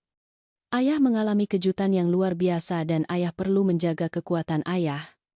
Anau, marah dargaran datarubu. Ia membuatkan sandwich sederhana untukku dan memanaskan sedikit sop yang ia temukan di dapur. Ia memaksaku makan sambil duduk di depanku. Mengawasiku seperti elang. Setiap suapan sulit ditelan. Tetapi aku melakukannya karena aku tahu ia benar. Aku perlu menjaga kekuatanku untuk apa yang akan datang selanjutnya. Apa rencana ayah sekarang? Tanya Budi ketika aku selesai makan. Besok aku akan menemui pengacaraku. Kataku. Setelah memikirkan ini selama beberapa menit terakhir. Aku perlu mencabut surat kuasa itu segera. Lalu aku perlu membuat inventaris lengkap dari semua yang dicuri dan memperkirakan nilai sebenarnya. Inkatua kulangan garkan rasanya faranya. Bisakah aku membantu ayah dengan itu? Tawar Budi. Aku punya ingatan yang baik untuk detail. Aku ingat banyak barang yang ayah miliki. As inggari, aruskanas anyagari. Terima kasih. Kataku. Merasakan gelombang rasa syukur untuk pria ini yang muncul tanpa bertanya. Yang tetap di sisiku sepanjang hari yang mengerikan ini. Aku juga perlu memutuskan apakah aku benar-benar akan mengajukan tuntutan jika mereka tidak bisa membayarku. Life rigota, atatatara putkuar, turi lain kanjantapuna, ayah ragu? Tanya Budi terkejut. Dia anakku. Budi. Keluhku. Aku tahu apa yang ia lakukan. Aku tahu ia tidak punya alasan. Tetapi ia tetap anakku. Bagaimana aku mengirim anakku sendiri ke penjara? Ayah tidak akan mengirimnya. Jawab Budi dengan lembut, tetapi tegas. Dia mengirim dirinya sendiri dengan tindakannya. Ayah hanya melindungi hak ayah, properti ayah, keamanan ayah. Apa geribu? Aradata kalimanya gantu traba. Aku tahu di kepalaku. Aku mengakui. Tetapi hatiku mengatakan bahwa itu adalah bayiku. Anak yang kubesarkan. Yang kusuapi. Yang kujaga ketika ia sakit. Anyu dodomobaran. Karadodo demobara. Anak itu tumbuh besar. Joko. Kata Budi dengan lembut. Dan pria yang ia menjadi membuat keputusan yang memiliki konsekuensi. Ayah tidak bisa melindunginya dari konsekuensi tindakannya sendiri selamanya. Joko. Terkadang cinta berarti membiarkan orang menghadapi apa yang telah mereka lakukan. Anandan, keramannya gan, ulama Manandan, kata-katanya masuk akal. Tetapi itu tidak membuatnya lebih mudah untuk diterima. Budi tetap bersamaku sampai larut malam itu. Kami memeriksa setiap kamar di rumah bersama. Mencatat apa yang telah dikembalikan dan apa yang masih hilang. Daftar barang yang hilang sangat menghancurkan. Perhiasan Rina. Bernilai setidaknya Rp5.000. Jam tangan antiku. Yang telah dinilai Rp3.000 beberapa tahun lalu. Koleksi kristal nenekku. Tak tergantikan. Tetapi mungkin bernilai sekitar Rp2.000. Dan medali. Medaliku yang berharga. Yang tak ternilai harganya bagiku. Tetapi yang telah mereka jual seharga Rp200 yang menyedihkan. Mereka menghadapi utang setidaknya Rp15.000. Hitung Budi. Memeriksa catatan kami. Dan itu perkiraan konservatif. Beberapa barang ini bisa bernilai jauh lebih banyak. Abtubliskrima, Jejinari, Ed Indah. Mereka tidak akan pernah punya uang itu. Kataku dengan pasti. Mereka sudah mengatakan mereka punya utang Rp15.000. Bagaimana mereka akan mendapatkan Rp15.000 lagi dalam sebulan? Kalau begitu ayah pergi ke nomor darurat 110. Kata Budi singkat. Seolah-olah itu adalah hal yang paling jelas di dunia. Kalau begitu aku pergi ke nomor darurat 110. Ulangku. Mencoba kata-kata itu di mulutku. Mereka terasa aneh. Salah. Seolah-olah aku berbicara dalam bahasa asing. Malam itu, setelah Budi akhirnya pulang, aku tetap terjaga selama berjam-jam. Rumah terasa berbeda. Setiap derit membuatku terlonjak. Setiap bayangan tampak mengancam. Tempat ini, yang telah menjadi tempat perlindunganku selama beberapa dekade, sekarang terasa seperti ruang yang dilanggar dan tidak aman. Aku bangkit dan memeriksa semua kunci 3 kali. Lalu 4 kali. Lalu 5 kali. Aku tahu itu tidak rasional. Bahwa kuncinya baru dan aman. Bahwa Arman dan Dewi tidak lagi memiliki kunci. Tetapi aku tidak bisa berhenti. Ketakutan telah menetap di tulangku dengan cara yang tidak bisa kuhilangkan. Akhirnya, sekitar pukul 3 pagi, aku tertidur di sofa. Dengan semua lampu menyala. Tidak sanggup menanggung ide tidur di kamar tidurku. Di mana sebagian besar konfrontasi terjadi.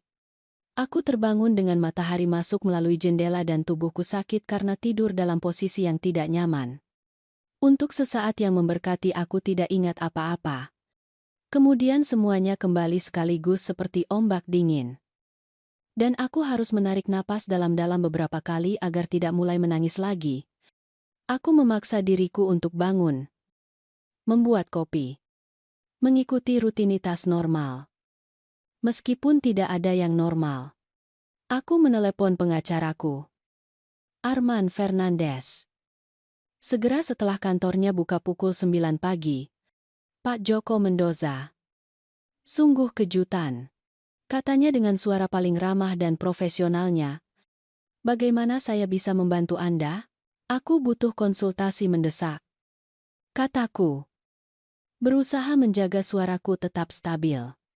Aku perlu mencabut surat kuasa dan mungkin membahas pengajuan tuntutan pidana. Apabila kiranya ada jeda di ujung sana. Tuntutan pidana? Apakah semuanya baik-baik saja? Tidak. Aku mengakui. Tidak ada yang baik-baik saja. Tetapi aku lebih suka membahasnya secara langsung.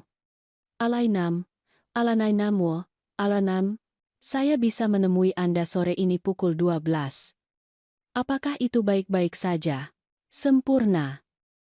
Aku setuju. Aku akan berada di sana. Menuju tataran gelimu. Aku menghabiskan beberapa jam berikutnya bersiap untuk pertemuan. Aku mengatur semua catatanku.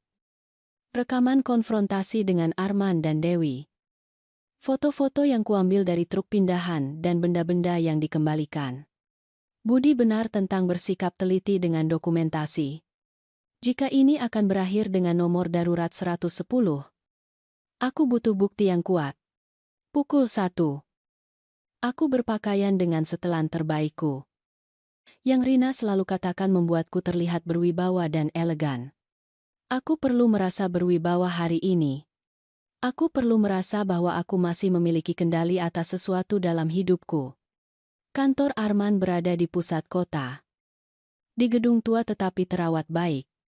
Aku telah mengenalnya selama bertahun-tahun. Ia telah menangani penjualan rumah pertama kami. Ia telah membantu dengan surat wasiat Rina. Ia telah menjadi kehadiran yang konstan dalam momen-momen hukum penting dalam hidupku. Sekretarisnya segera mempersilakanku masuk. Arman bangkit dari mejanya ketika aku masuk. Dan ekspresinya yang khawatir memberitahuku bahwa sesuatu dalam penampilanku mengungkapkan trauma yang kualami. Pak Joko Jo. Silakan duduk, katanya. Menunjuk kursi yang nyaman di depan mejanya.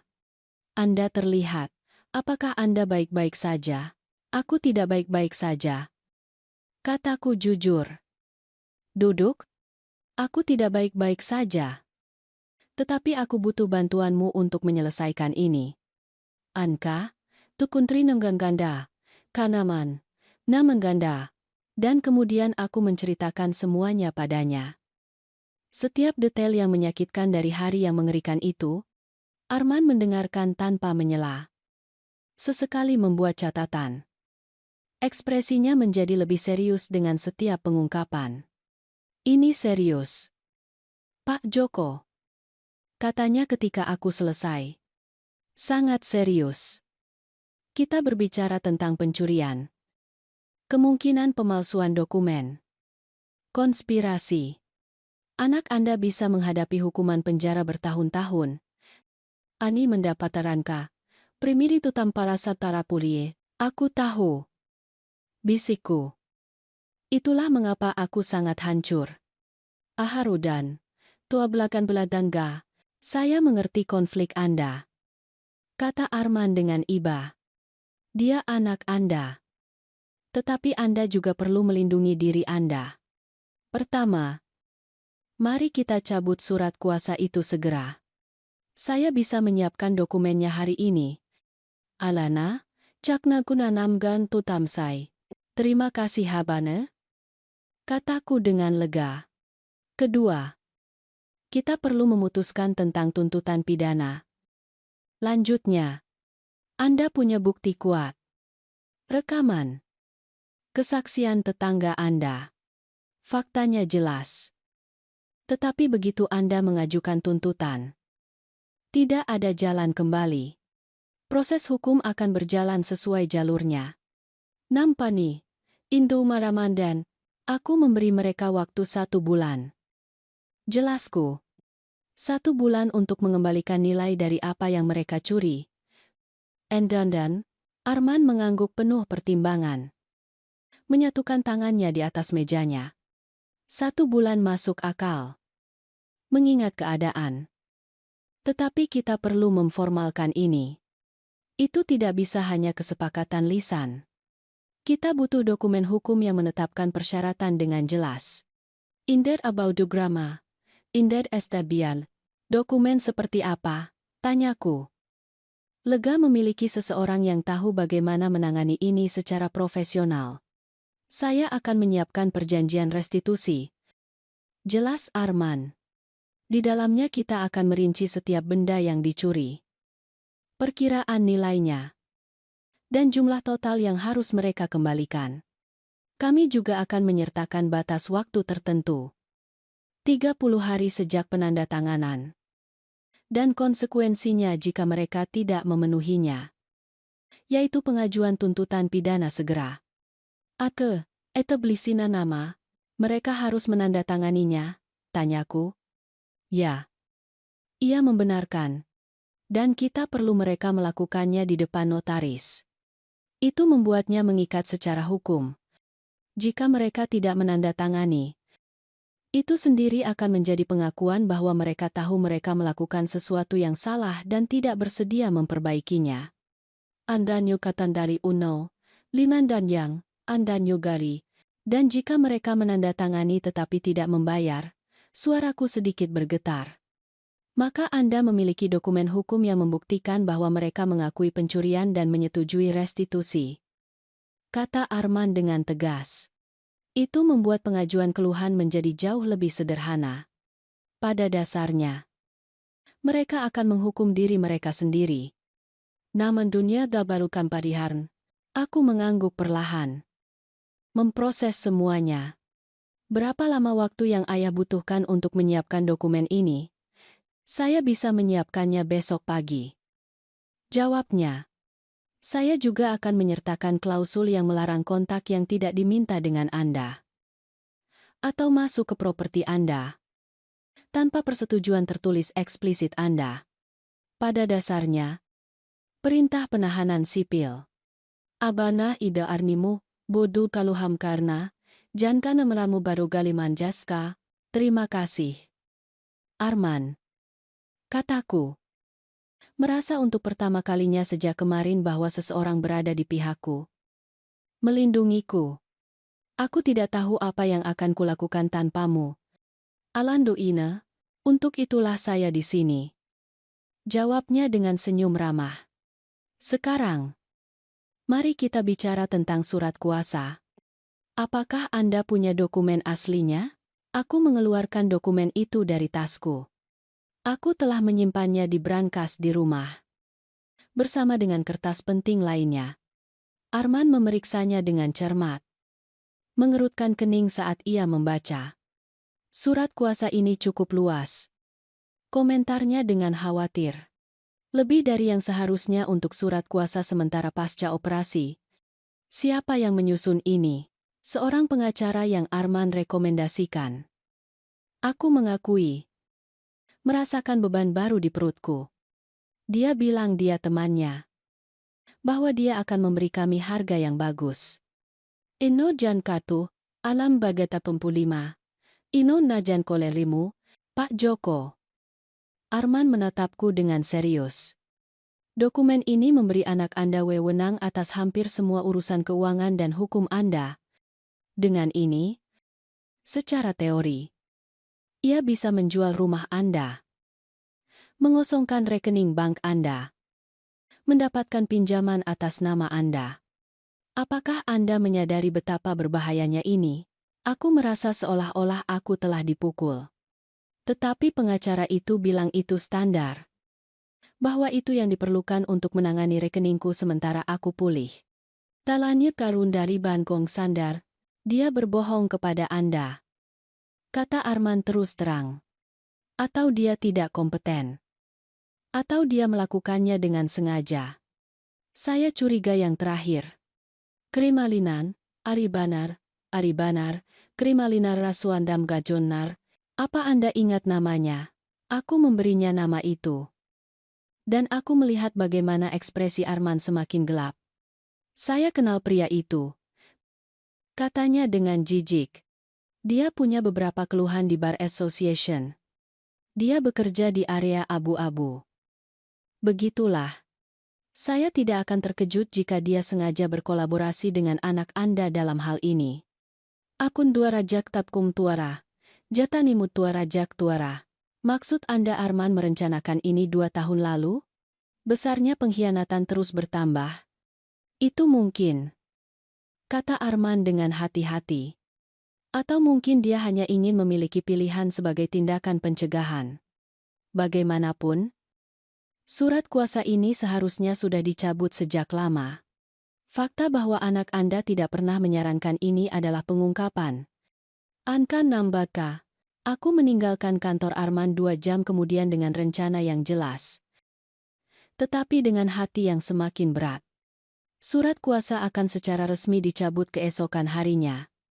Perjanjian restitusi akan siap dalam 48 jam. Dan jika Arman dan Dewi tidak memenuhinya, aku akan memiliki semua yang diperlukan untuk mengajukan tuntutan yang bisa mengirim mereka ke penjara. Ketika aku sampai di rumah, aku mendapati Budi menungguku di halaman rumahnya. Ia segera mendekat ketika ia melihatku keluar dari taksi. Bagaimana? Tanyanya dengan khawatir. Di bawah kendali. Jawabku dengan lelah. Arman sedang menyiapkan segalanya. Tapi aku menemukan sesuatu yang lebih buruk. Budi. Surat kuasa yang kuberikan pada Arman 2 tahun lalu jauh lebih luas dari yang seharusnya. Pada dasarnya, itu memberinya kendali penuh atas kehidupan keuanganku. Kuterima. Budi menjadi pucat. Ya Tuhan. Joko. Itu berarti ia bisa saja menjual rumahku tanpa sepengetahuanku. Aku menyelesaikan kalimat itu untuknya. Bisa saja mengosongkan rekeningku. Bisa saja melakukan apapun. Dan pengacara yang menyusun dokumen itu dikenal bekerja di area abu-abu hukum. Ana. Tutume. Jadi Arman merencanakan ini 2 tahun lalu, kata Budi. Apa yang kami berdua pikirkan? Atau setidaknya memastikan ia memiliki alat yang diperlukan ketika saatnya tiba? Aku mengangguk. Malam itu aku tidur dengan gelisah lagi. Mimpi buruk menyiksaku. Aku bermimpi bahwa aku pulang dan menemukannya benar-benar kosong. Aku bermimpi bahwa aku membuka laci-laciku dan semuanya telah hilang. Aku bermimpi tentang wajah Arman. Tetapi itu adalah wajah orang asing. Seseorang yang belum pernah ku kenal. Aku terbangun pukul 5 pagi. Bermandikan keringat dengan jantung berdebar kencang. Aku tidak bisa tidur lagi. Aku memaksa diriku untuk bangun. Membuat kopi. Dan duduk di dapur. Melihat matahari terbit melalui jendela. Ponselku berdering sekitar pukul 7 pagi. Itu adalah nomor yang tidak dikenal. Aku ragu sebelum menjawab. Tetapi akhirnya aku melakukannya. Ayah. Itu adalah suara Arman. Pecah dan putus asa. Kumohon jangan tutup telepon. Andarmana, Ina Darmarabai. Aku seharusnya menutup telepon. Aku seharusnya mengakhiri panggilan segera. Tetapi sesuatu dalam suaranya menghentikanku. Apa yang kau inginkan? Arman? Tanyaku dengan suara lelah. Aku perlu bicara dengan ayah. Katanya cepat. Seolah-olah ia takut aku akan menutup telepon kapan saja. Kumohon. Berikan aku hanya 5 menit. 5 menit untuk menjelaskan sesuatu pada ayah. No. Kap Eto, kau sudah cukup menjelaskan hari yang lain. Jawabku dingin. Tidak. Aku tidak menjelaskan. Ia bersikeras. Ada hal-hal yang tidak kukatakan pada ayah. Hal-hal yang perlu ayah ketahui. Ankomanga? Kebohongan lagi? Tanyaku dengan pahit. Tidak. Kebenaran. Kebenaran lengkap yang seharusnya kukatakan pada ayah berbulan-bulan yang lalu. Atam Konggaranggun. Aku menghela napas panjang. Melawan penilaian terbaikku. Melawan semua peringatan di kepalaku. Aku berkata, kau punya 5 menit. Bicaralah. Indages, Arasia dia, jaga, kama-kama. Aku mendengarnya menarik napas dalam-dalam di ujung sana. Aku kehilangan pekerjaanku 8 bulan lalu. Bukan 3 bulan seperti yang kukatakan pada ayah. 8 bulan lalu aku dipecat karena restrukturisasi perusahaan. Alam kan, alam naba, tanganku mengepal di telepon. Dan mengapa kau tidak memberitahuku? Malu, ia mengakui. Malu murni. Ayah selalu sangat bangga padaku. Karirku. Betapa baiknya yang kulakukan. Aku tidak tahan memberitahu ayah bahwa aku telah gagal. Atrina Megari 15, Kendan 14, Ilah marimu. Kehilangan pekerjaan bukanlah kegagalan. Arman. Kataku. Merasakan campuran frustrasi dan rasa sakit. Itu adalah sesuatu yang terjadi pada orang-orang. Kau bisa saja memberitahuku. A5. Dan kenata mas minaja? Aku tahu. Aku tahu sekarang. Suaranya bergetar. Tetapi saat itu aku hanya bisa memikirkan bagaimana aku akan mengecewakan ayah. Jadi aku berbohong. Aku bilang pada ayah semuanya baik-baik saja. Bahwa pekerjaan itu hebat. Bahwa kami baik-baik saja secara finansial. Limori, andeli bagaraga muraban forma. Sementara kalian tenggelam dalam utangku. Kataku. Mulai memahami gambaran lengkapnya. Ya? Ia membenarkan. Kami menggunakan kartu kredit untuk mempertahankan penampilan normal. Untuk membayar sewa. Untuk membeli makanan. Agar semuanya tampak baik-baik saja ketika aku datang mengunjungi ayah. 5 run. Kerana Tuhanyan abawyarna ketangga turugai. Tumarugan abawyarnagai. Dan kemudian utang tumbuh begitu besar sehingga kalian bahkan tidak bisa melakukan pembayaran minimum? Dan saat itulah Dewi mulai bicara tentang ayah. Kata Arman. Tentang bagaimana ayah tinggal sendirian di rumah besar itu. Tentang bagaimana ayah memiliki semua barang lama yang bernilai uang. Awalnya aku mengabaikannya. Tetapi utang terus bertambah. Penagih utang tidak berhenti menelepon. Kami hampir diusir. Etribari, Armaru naturasi habi, Armananya, dan kemudian kau memutuskan bahwa ayahmu adalah solusi mudah? Aku menyelesaikannya untuknya.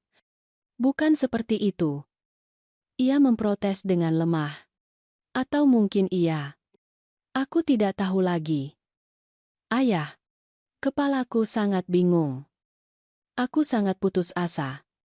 Dewi terus mengatakan bahwa kami hanya akan mengambil beberapa barang. Barang yang tidak akan ayah sadari segera. Hanya cukup untuk keluar dari lubang. Eselibari. Arna putuar maha. Parna tatuntari baru samtan RN gadonsa. Dan medali, tanyaku. Suaraku pecah. Apakah itu hanya keluar dari lubang? Keheningan di ujung sana. Lalu dengan suara yang nyaris tidak terdengar. Kami perlu membayar sewa. Kami akan diusir ke jalan hari itu juga. Medali adalah yang paling berharga yang bisa kami temukan dengan cepat. Ayah. Aku sangat menyesal. Jika aku bisa memutar waktu. Tapi kau tidak bisa. Potongku. Kau tidak bisa memutar waktu. Arman. Kau tidak bisa membatalkan apa yang kau lakukan. Kau tidak bisa mengembalikan kepercayaan yang kau hancurkan. Arus pacannyara. Aku tahu. Isak Arman di ujung telepon. Aku tahu. Dan itu membunuhku. Setiap kali aku menutup mata aku melihat wajah ayah. Ekspresi itu ketika ayah menemukan kami, aku belum pernah melihat begitu banyak rasa sakit di mata ayah. Dan mengetahui bahwa aku yang menyebabkan rasa sakit itu. Ana mendaf. Alah kambu. Duru-duru-duru-du. Ara duru-duru-du. Mengapa kau meneleponku? Arman? Tanyaku. Memotong monolog kasihan dirinya. Apa yang sebenarnya kau inginkan? Aku ingin ayah tahu bahwa aku dan Dewi berpisah. Katanya. Dan kata-kata itu membuatku benar-benar terkejut. Apa? Itu saja yang bisa kukatakan. Setelah kami meninggalkan rumah ayah hari itu, kami bertengkar paling mengerikan dalam pernikahan kami. Jelasnya. Yang terburuk. Aku mengatakan padanya bahwa kami seharusnya tidak pernah melakukan apa yang kami lakukan. Bahwa itu tidak termaafkan. Dia bilang aku lemah, bahwa aku menyedihkan karena merasa bersalah. Dia bilang ayah punya lebih dari yang ayah butuhkan, dan tidak ada yang salah dengan mengambil apa yang menjadi hak kami. Anandes, jarang bandara, tuk garang-garangga, apa yang menjadi hak kalian? Ulangku dengan tidak percaya. Tidak ada di rumahku yang menjadi milik kalian. Arman. Atanda rajona tue, ananiga barapun jar, tepat seperti yang kukatakan padanya. Lanjutnya. Dan dia bersikeras bahwa kami keluarga. Bahwa keluarga berbagi segalanya. Bahwa rumah ayah praktis juga harus menjadi milik kami. Saat itulah aku menyadari sesuatu yang mengerikan. Ayah. Arulalukan kanan jaska. Arulalukan kanan jas. Apa? Tanyaku. Bahwa dia tidak pernah benar-benar mencintaiku. Dia mencintaiku karena apa yang bisa kuberikan padanya. Karena keamanan yang kusediakan. Karena kemungkinan masa depan. Dan ketika aku kehilangan pekerjaanku dan tidak bisa lagi mempertahankan citra itu, dia mulai mencari cara lain untuk mendapatkan apa yang ia inginkan. Dan aku cukup bodoh dan putus asa untuk mengikuti permainannya. Thank you da karma, dat harmamin. Aku merasakan campuran emosi yang aneh. Sebagian diriku ingin menghibur anakku. Mengatakan bahwa semuanya akan baik-baik saja. Tetapi bagian lain. Bagian yang masih berdarah karena pengkhianatan. Tetap dingin dan jauh. Itu tidak memaafkan apa yang kau lakukan. Kataku akhirnya.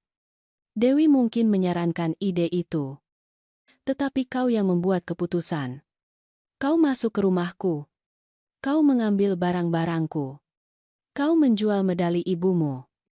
Itu adalah keputusanmu. Arman. Milikmu. Intunda tekaranimu dia. Ayah benar. Ia mengakui. Dan aku akan memperbaikinya. Ayah. Aku mendapat pekerjaan kemarin. Itu bukan pekerjaan besar. Hanya pekerjaan di gudang shift malam. Tetapi bayarannya bagus. Dan aku juga mendapat pekerjaan kedua di siang hari di pom bensin. Di antara kedua pekerjaan itu aku bisa menghasilkan sekitar Rp2.000 sebulan. Terima tatu karunan. Ana mebulum mubalika. Awalina. Aku melakukan perhitungan mental cepat. Itu tidak cukup untuk membayar Rp15.000 dalam sebulan. Aku tahu. Aku tahu dot. Katanya dengan frustrasi.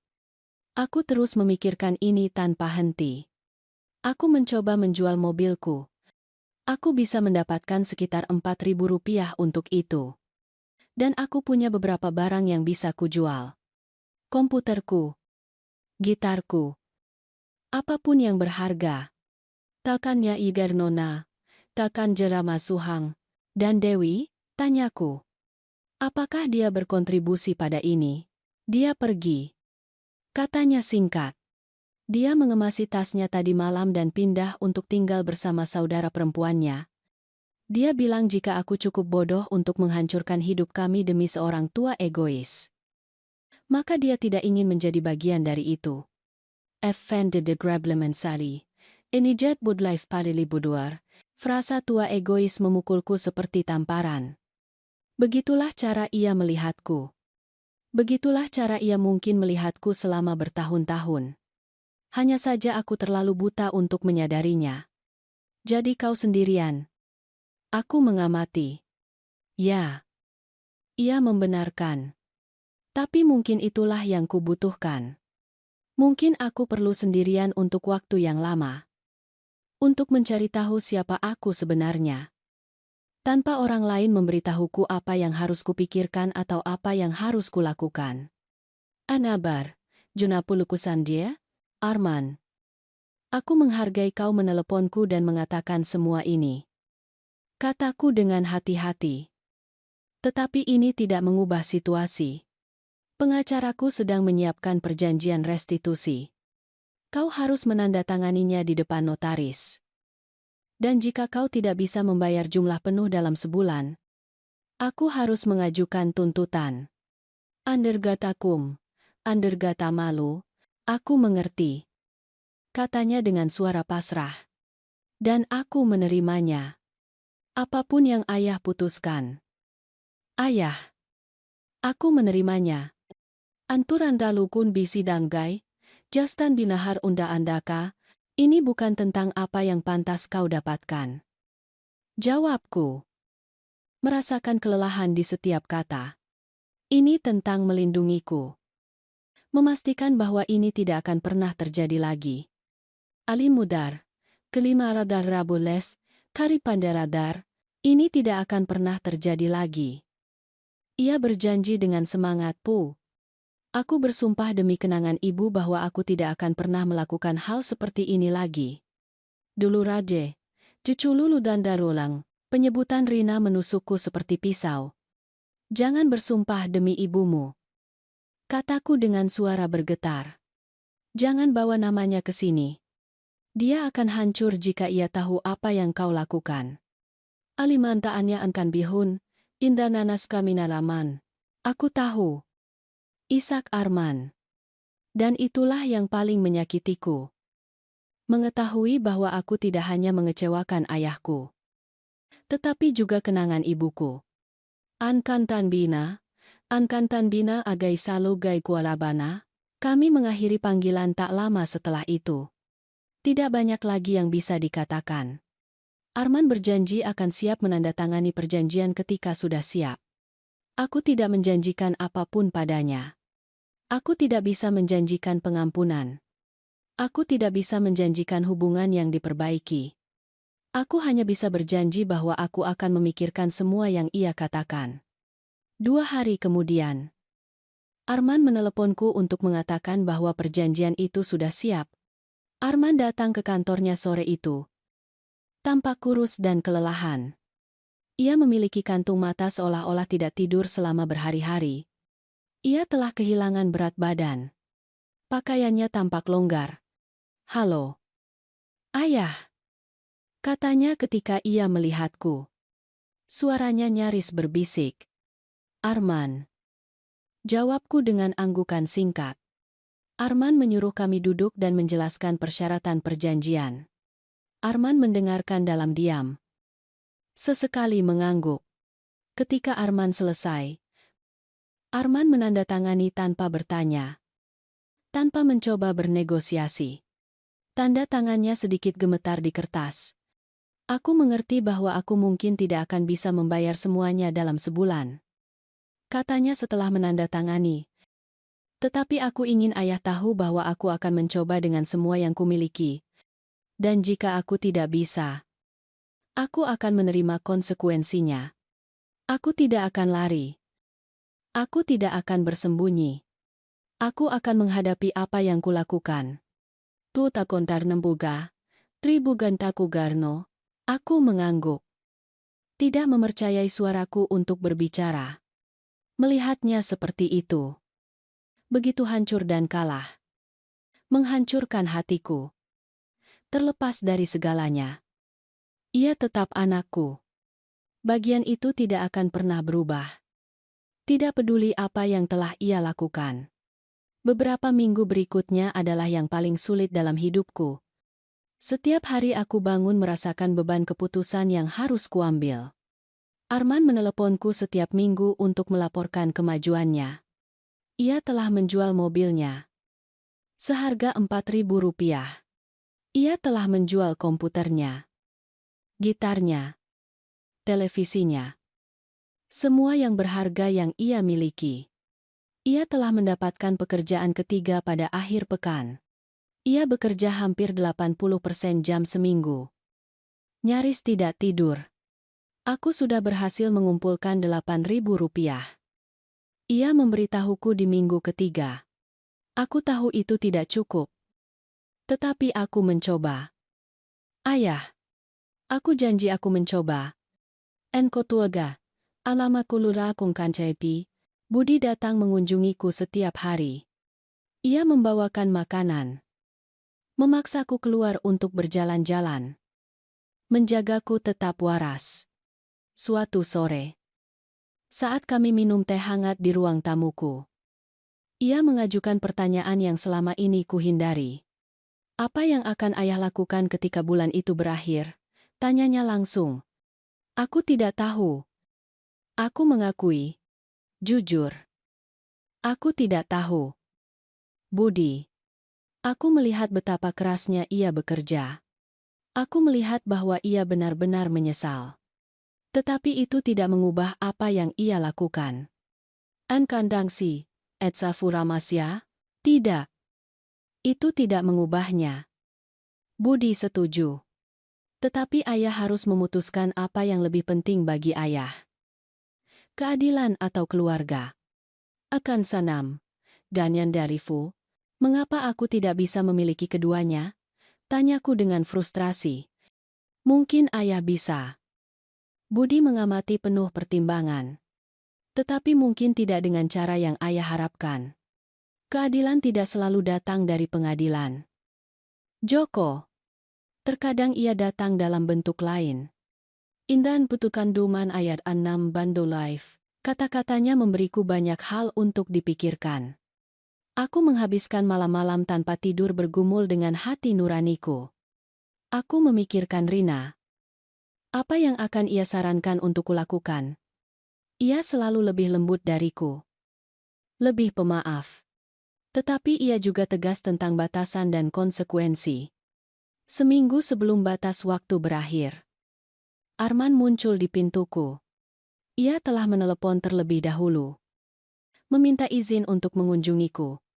Ketika aku membuka pintu, aku hampir tidak mengenalinya. Ia telah kehilangan setidaknya 15 kilogram. Wajahnya kurus. Dengan garis-garis dalam dari kelelahan dan stres. Masuklah. Kataku. Memberinya tempat. Ia masuk dengan hati-hati seperti binatang yang ketakutan. Ia duduk di tepi sofa dengan tangan terjalin di antara lututnya. Aku punya 10.000 rupiah. Katanya tanpa basa-basi. Aku tahu itu tidak cukup. Aku kurang 5.000. Aku sudah mencoba segalanya. Ayah. Aku bekerja sampai aku pikir aku akan pingsan. Aku menjual semua yang kumiliki. Aku bahkan mencoba mendapatkan pinjaman. Tetapi tanpa pekerjaan yang stabil dan dengan riwayat kreditku yang hancur, tidak ada bank yang akan memberiku apapun. Araga, kalau marmari puluh komandankan falus samari kapritawari, Arman. Aku memulai. Tetapi ia mengangkat tangan. Biarkan aku selesai. Kumohon. Ia memohon. Aku tahu perjanjian itu mengatakan bahwa jika aku tidak membayar jumlah penuh, ayah akan mengajukan tuntutan. Dan aku mengerti itu. Aku menerimanya. Tetapi sebelum ayah melakukannya, aku perlu mengatakan sesuatu pada ayah. Limanek, ane jaga kumparing lukan bohaya, kebinakan pilihan akan temukan. Aku mendengarkanmu. Kataku dengan lembut. 30 hari terakhir ini adalah yang terburuk dalam hidupku. Ia memulai. Suaranya bergetar. Tetapi mereka juga yang paling mengungkapkan. Bekerja di semua pekerjaan ini. Hidup dengan nyaris tanpa apa-apa. Punya waktu untuk memikirkan apa yang kulakukan. Tentang siapa aku telah menjadi. Aku menyadari sesuatu. Ayah. Explain sas and explain. Apa? Tanyaku. Aku menyadari bahwa aku telah kehilangan arah sejak lama. Lanjutnya. Air mata mengalir di wajahnya. Ibu meninggal dunia. Dan aku tidak tahu bagaimana mengatasinya. Daripada berbicara dengan ayah. Daripada memproses rasa sakitku. Aku hanya menguburnya. Aku fokus pada pekerjaan. Pada berpura-pura semuanya baik-baik saja. Pada menjadi apa yang kupikir seharusnya aku menjadi. Aba kalunasa. Takinatapun karmani az encuai tidari. Aku merasakan tenggorokanku sendiri tercekat. Kami belum benar-benar berbicara tentang kematian Rina. Tidak dengan cara yang seharusnya kami lakukan. Kami berdua menderita dalam diam. Masing-masing mencoba melindungi yang lain. Dan kemudian aku bertemu Dewi. Lanjutnya. Dan dia begitu yakin pada dirinya sendiri. Taranalunda kun bagunara. Begitu gigih. Dia membuatku merasa seolah-olah aku bisa menjadi kuat lagi. Tetapi apa yang sebenarnya ia lakukan adalah membiarkan orang lain membuat keputusan untukku. Membiarkan orang lain memberitahuku siapa yang seharusnya aku menjadi. Arman. Kita semua membuat kesalahan dalam hubungan. Kataku dengan lembut. Itu tidak membenarkan. Aku tahu. Ia memotongku. Aku tidak mencoba membenarkan apapun. Aku hanya mencoba menjelaskan bagaimana aku sampai pada titik di mana aku pikir mencuri dari ayahku sendiri adalah pilihan yang dapat diterima. Aku telah kehilangan kompas moral. Ayah. Aku telah kehilangan pandangan tentang siapa aku sebenarnya. Indah menabadan. Jar andar rujar alularu karu. Ia menyeka air matanya dengan punggung tangannya. Gerakan yang begitu akrab dari ketika ia masih kecil, sehingga aku merasakan sakit yang tajam di dadaku. 30 hari ini bekerja tanpa henti. Hidup dengan nyaris tanpa apa-apa. Menghadapi apa yang kulakukan. Seperti bangun dari mimpi buruk. Katanya. Dan aku menyadari sesuatu yang lain. Aku menyadari bahwa yang paling kusesali bukanlah ayah menemukanku. Itu adalah aku melakukan ini sejak awal. Itu adalah aku mengkhianati semua yang ayah ajarkan padaku tentang kejujuran dan integritas. Arujundas Karimonara, Arujundarana, dan Yaludarana, apa yang kau harapkan aku lakukan dengan ini? Arman, tanyaku. Suaraku pecah. Apa yang kau harapkan aku katakan? Tidak ada. Jawabnya. Mengejutkanku. Aku tidak mengharapkan pengampunan ayah. Aku tidak mengharapkan ayah melupakan apa yang kulakukan. Aku hanya ingin ayah tahu bahwa 30 hari ini mengubah hidupku. Mereka mengajarkanku siapa yang tidak ingin aku menjadi lagi. Dan terlepas dari apa yang ayah putuskan untuk dilakukan. Apakah mengajukan tuntutan atau tidak? Aku akan menghabiskan sisa hidupku berusaha menjadi pria yang ibu akan inginkan aku menjadi. Atandakan bihaitudah. Kami duduk dalam diam untuk waktu yang lama. Aku bisa mendengar jam dinding. Jam yang sama yang kubeli bersama Rina dalam perjalanan kami ke Eropa 25 tahun lalu. Setiap detak tampaknya menandai berat keputusan yang harus kuambil. Apakah kau masih punya 10.000 rupiah itu? Tanyaku akhirnya. Arman mengangguk. Mengeluarkan amplop tebal dari jaketnya. Semuanya ada di sini tunai. Seperti yang ditentukan perjanjian. Antaranya, kamera UEZ, AAC, aku mengambil amplop itu. Merasakan bebannya di tanganku. 10.000 rupiah. 30 hari kerja yang melelahkan. Pengorbanan. Menghadapi konsekuensi. Itu bukan jumlah penuh. Tetapi itu adalah bukti upaya yang tulus. Aku akan menyimpannya. Kataku. Dan aku melihat bahunya mengendur dengan lega. Tetapi aku tidak akan mengajukan tuntutan. Belum. Indai ada luluni. Kekaluhang halas padu yukan komansander. Apa? Suaranya dipenuhi harapan hati-hati. Dengarkan aku baik-baik. Arman. Kataku dengan tegas. Aku tidak memaafkan apa yang kau lakukan. Aku tidak mengatakan itu baik-baik saja. Aku mengatakan bahwa aku melihat usahamu. Aku melihat penyesalan tulusmu. Dan aku pikir mengirimmu ke penjara tidak akan memperbaiki hubungan kita. Atau mengembalikan apa yang hilang dariku. Arazaja, kamandu ya jariku tuara. Lalu apa? Ia mulai bertanya. Sisa 5.000 rupiah. Lanjutku. Kau akan membayarnya dengan waktu. Dengan waktu. Antani pulu, antanamu 5. Dengan waktu, tanyanya bingung. Sebulan sekali. Jelasku. Membentuk ide saat aku berbicara. Kau akan datang ke rumahku. Kau akan membantuku dengan hal-hal yang kubutuhkan. perbaikan, berkebun, apapun.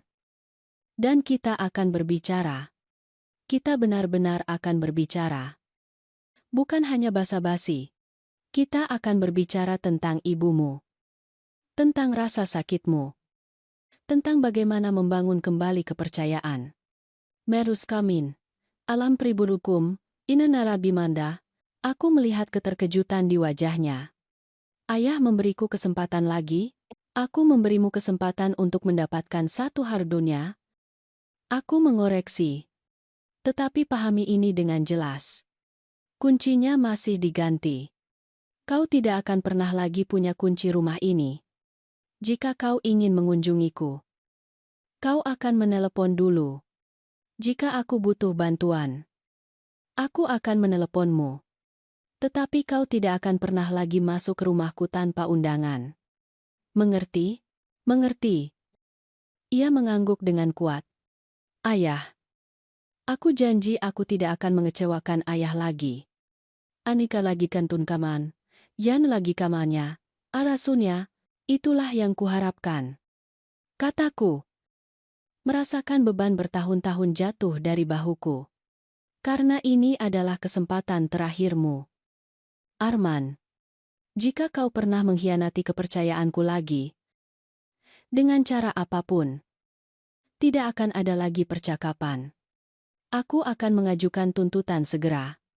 Enkutu, Nanggabali, Karalikasaru Kasaru, aku tidak akan perdanya. Ia berjanji. Aku bersumpah demi kenangan ibu. Demi segala yang sakral. Aku tidak akan gagal lagi. Ani Dariha. Kali ini ketika ia menyebut Rina, itu tidak terlalu menyakitkan karena aku bisa melihat istriku menyetujui keputusan ini. Ia selalu percaya pada kesempatan kedua.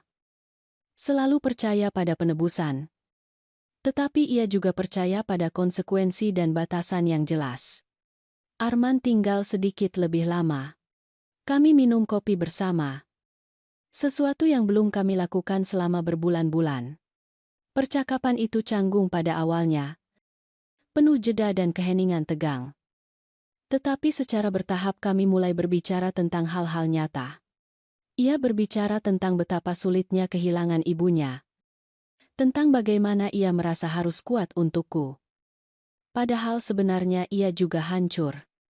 Aku berbicara tentang kesendirianku sendiri. Tentang bagaimana setiap hari di rumah besar ini mengingatkanku pada apa yang telah hilang dariku. Kita seharusnya mengadakan percakapan ini 5 tahun lalu. Kataku akhirnya. Ya. Arman setuju. Tetapi kurasa lebih baik terlambat daripada tidak sama sekali. Apulun katra tagaria, kena menderaku mialagaria. Ketika ia pergi malam itu, aku memeluknya untuk pertama kalinya sejak hari konfrontasi. Itu tidak seperti sebelumnya. Tidak ada kehangatan dan kepercayaan tanpa syarat itu. Tetapi itu adalah awal. Langkah kecil menuju sesuatu yang mungkin dengan waktu dan usaha bisa sembuh. Budi datang mengunjungiku keesokan harinya. Penasaran untuk mengetahui apa yang telah kuputuskan. Aku tidak akan mengajukan tuntutan. Kataku padanya. Setidaknya tidak untuk saat ini. Enforman, ayah, yakin? Tanyanya. Mempelajari wajahku dengan cermat. Tidak. Aku mengakui. Jujur. Aku tidak yakin tentang apapun. Tetapi aku yakin bahwa mengirim anakku ke penjara tidak akan mengembalikan apa yang hilang dariku. Itu tidak akan mengembalikan medali Rina. Itu tidak akan mengembalikan kepercayaan. Itu hanya akan menambah lebih banyak rasa sakit pada situasi yang sudah menyakitkan. Jatalinaran, Jaranaran Puta, ayah lebih kuat dari yang ayah pikirkan. Kata Budi memegang tanganku. Dan lebih bijaksana. Kut alang dangga, aku tidak merasa bijaksana. Keluhku. Aku merasa lelah. Ajasa, arukunam, kulakun pudia, kalaspar. Pengampunan itu melelahkan. Budi mengamati. Tetapi kebencian lebih melelahkan. dan kebencian berlangsung lebih lama. Anduna manya, duara butkan jotori, kan kanyata santari. Iya benar. Seperti biasa. Dalam minggu-minggu berikutnya, Arman menepati janjinya. Ia menelepon sebelum setiap kunjungan. Ia datang seminggu sekali untuk membantu pekerjaan rumah. Ia memperbaiki pagar halaman yang telah rusak selama berbulan-bulan. Membersihkan talang air. Mengecat kamar tamu yang telah membutuhkan lapisan cat baru selama bertahun-tahun. Dan kami berbicara. Kami berbicara tentang Rina. Tentang masa-masa indah dan masa-masa sulit. Kami berbicara tentang masa kecilnya. Tentang kenangan yang kami bagi. Perlahan. Sangat perlahan. Kami mulai membangun kembali sesuatu. Itu tidak seperti yang kami miliki sebelumnya. Itu telah hilang selamanya. Tetapi itu adalah sesuatu yang baru. Sesuatu yang dibangun di atas kejujuran dan batasan yang jelas. Alih-alih asumsi dan kepercayaan buta. Beberapa bulan kemudian, saat aku duduk di ruang tamuku pada suatu sore yang tenang, aku menyadari bahwa rumah itu terasa berbeda. Itu tidak lagi terasa dilanggar atau tidak aman. Itu terasa seperti rumahku. Tetapi rumah yang sekarang kulindungi dengan lebih hati-hati. Kunci baru itu bukan hanya logam dan mekanisme. Itu adalah simbol batasan yang sehat. Perlindungan yang diperlukan. Aku memikirkan semua yang telah hilang dariku.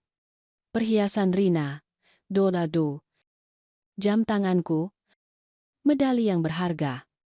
Aku tidak akan pernah mendapatkannya kembali. Rasa sakit itu akan tetap ada selamanya. Tetapi aku juga mendapatkan sesuatu. Aku telah mendapatkan pengetahuan tentang kekuatanku sendiri. Aku telah belajar bahwa cinta tidak berarti membiarkan dirimu disakiti. Aku telah belajar bahwa memaafkan tidak berarti melupakan atau berpura-pura tidak terjadi apa-apa. Aku bangkit dan berjalan menuju pintu depan. Mengusap tanganku di atas kunci baru. Aku teringat kata-kata yang Budi katakan beberapa bulan lalu. Kata-kata yang sekarang bergema dengan kebenaran yang mendalam di hatiku. Tidak setiap pintu yang tertutup adalah kedengkian. Aku berbisik pada diriku sendiri. Beberapa adalah perlindungan. Taki, jaka permagir dua baisiara, jaka param arasida bara. Aku menutup mata dan bisa merasakan kehadiran Rina di sekitarku. Di setiap sudut rumah yang kami bangun bersama ini. Dan aku tahu dengan kepastian yang mendalam bahwa ia akan bangga padaku. Tidak harus karena memaafkan anak kami. Tetapi karena melindungi diriku terlebih dahulu. Karena menetapkan batasan. Karena tahu bahwa cinta sejati mencakup rasa hormat dan bahwa rasa hormat membutuhkan batasan. Di luar matahari mulai terbenam. Mewarnai langit dengan warna oranye dan merah muda. Itu adalah akhir dari satu hari. Tetapi juga awal dari sesuatu yang baru. Cara hidup yang baru. Mungkin lebih hati-hati. Tetapi juga lebih sadar. Lebih kuat. Lebih milikku. Dan untuk pertama kalinya dalam waktu yang lama, aku merasa damai. 3 tahun kemudian, aku dan Arman memiliki hubungan yang berbeda. Tetapi solid. Ia tidak pernah lagi memiliki kunci rumahku. Tetapi ia juga tidak pernah memintanya. Ia telah membangun kembali hidupnya perlahan. Menemukan pekerjaan yang stabil. Pindah ke apartemen kecil tetapi layak. Ia tidak pernah menikah lagi. Setiap bulan ia menepati janjinya. Ia datang. Membantu. Kami berbicara. Terkadang itu adalah percakapan yang sulit. Terkadang itu adalah momen koneksi yang tulus. Tetapi itu nyata. Jujur. Dibangun di atas dasar rasa hormat timbal balik dan batasan yang jelas. Kesabaran. Keikhlasan. Dan keberanian untuk menetapkan batasan yang jelas adalah kunci untuk mempertahankan nilai-nilai keluarga dan mencapai keadilan yang sejati. Terkadang, memberi kesempatan kedua yang pantas. Meskipun terasa menyakitkan. dapat membawa penebusan dan hubungan yang lebih kuat di masa depan. Di mana rasa hormat menjadi fondasi utama,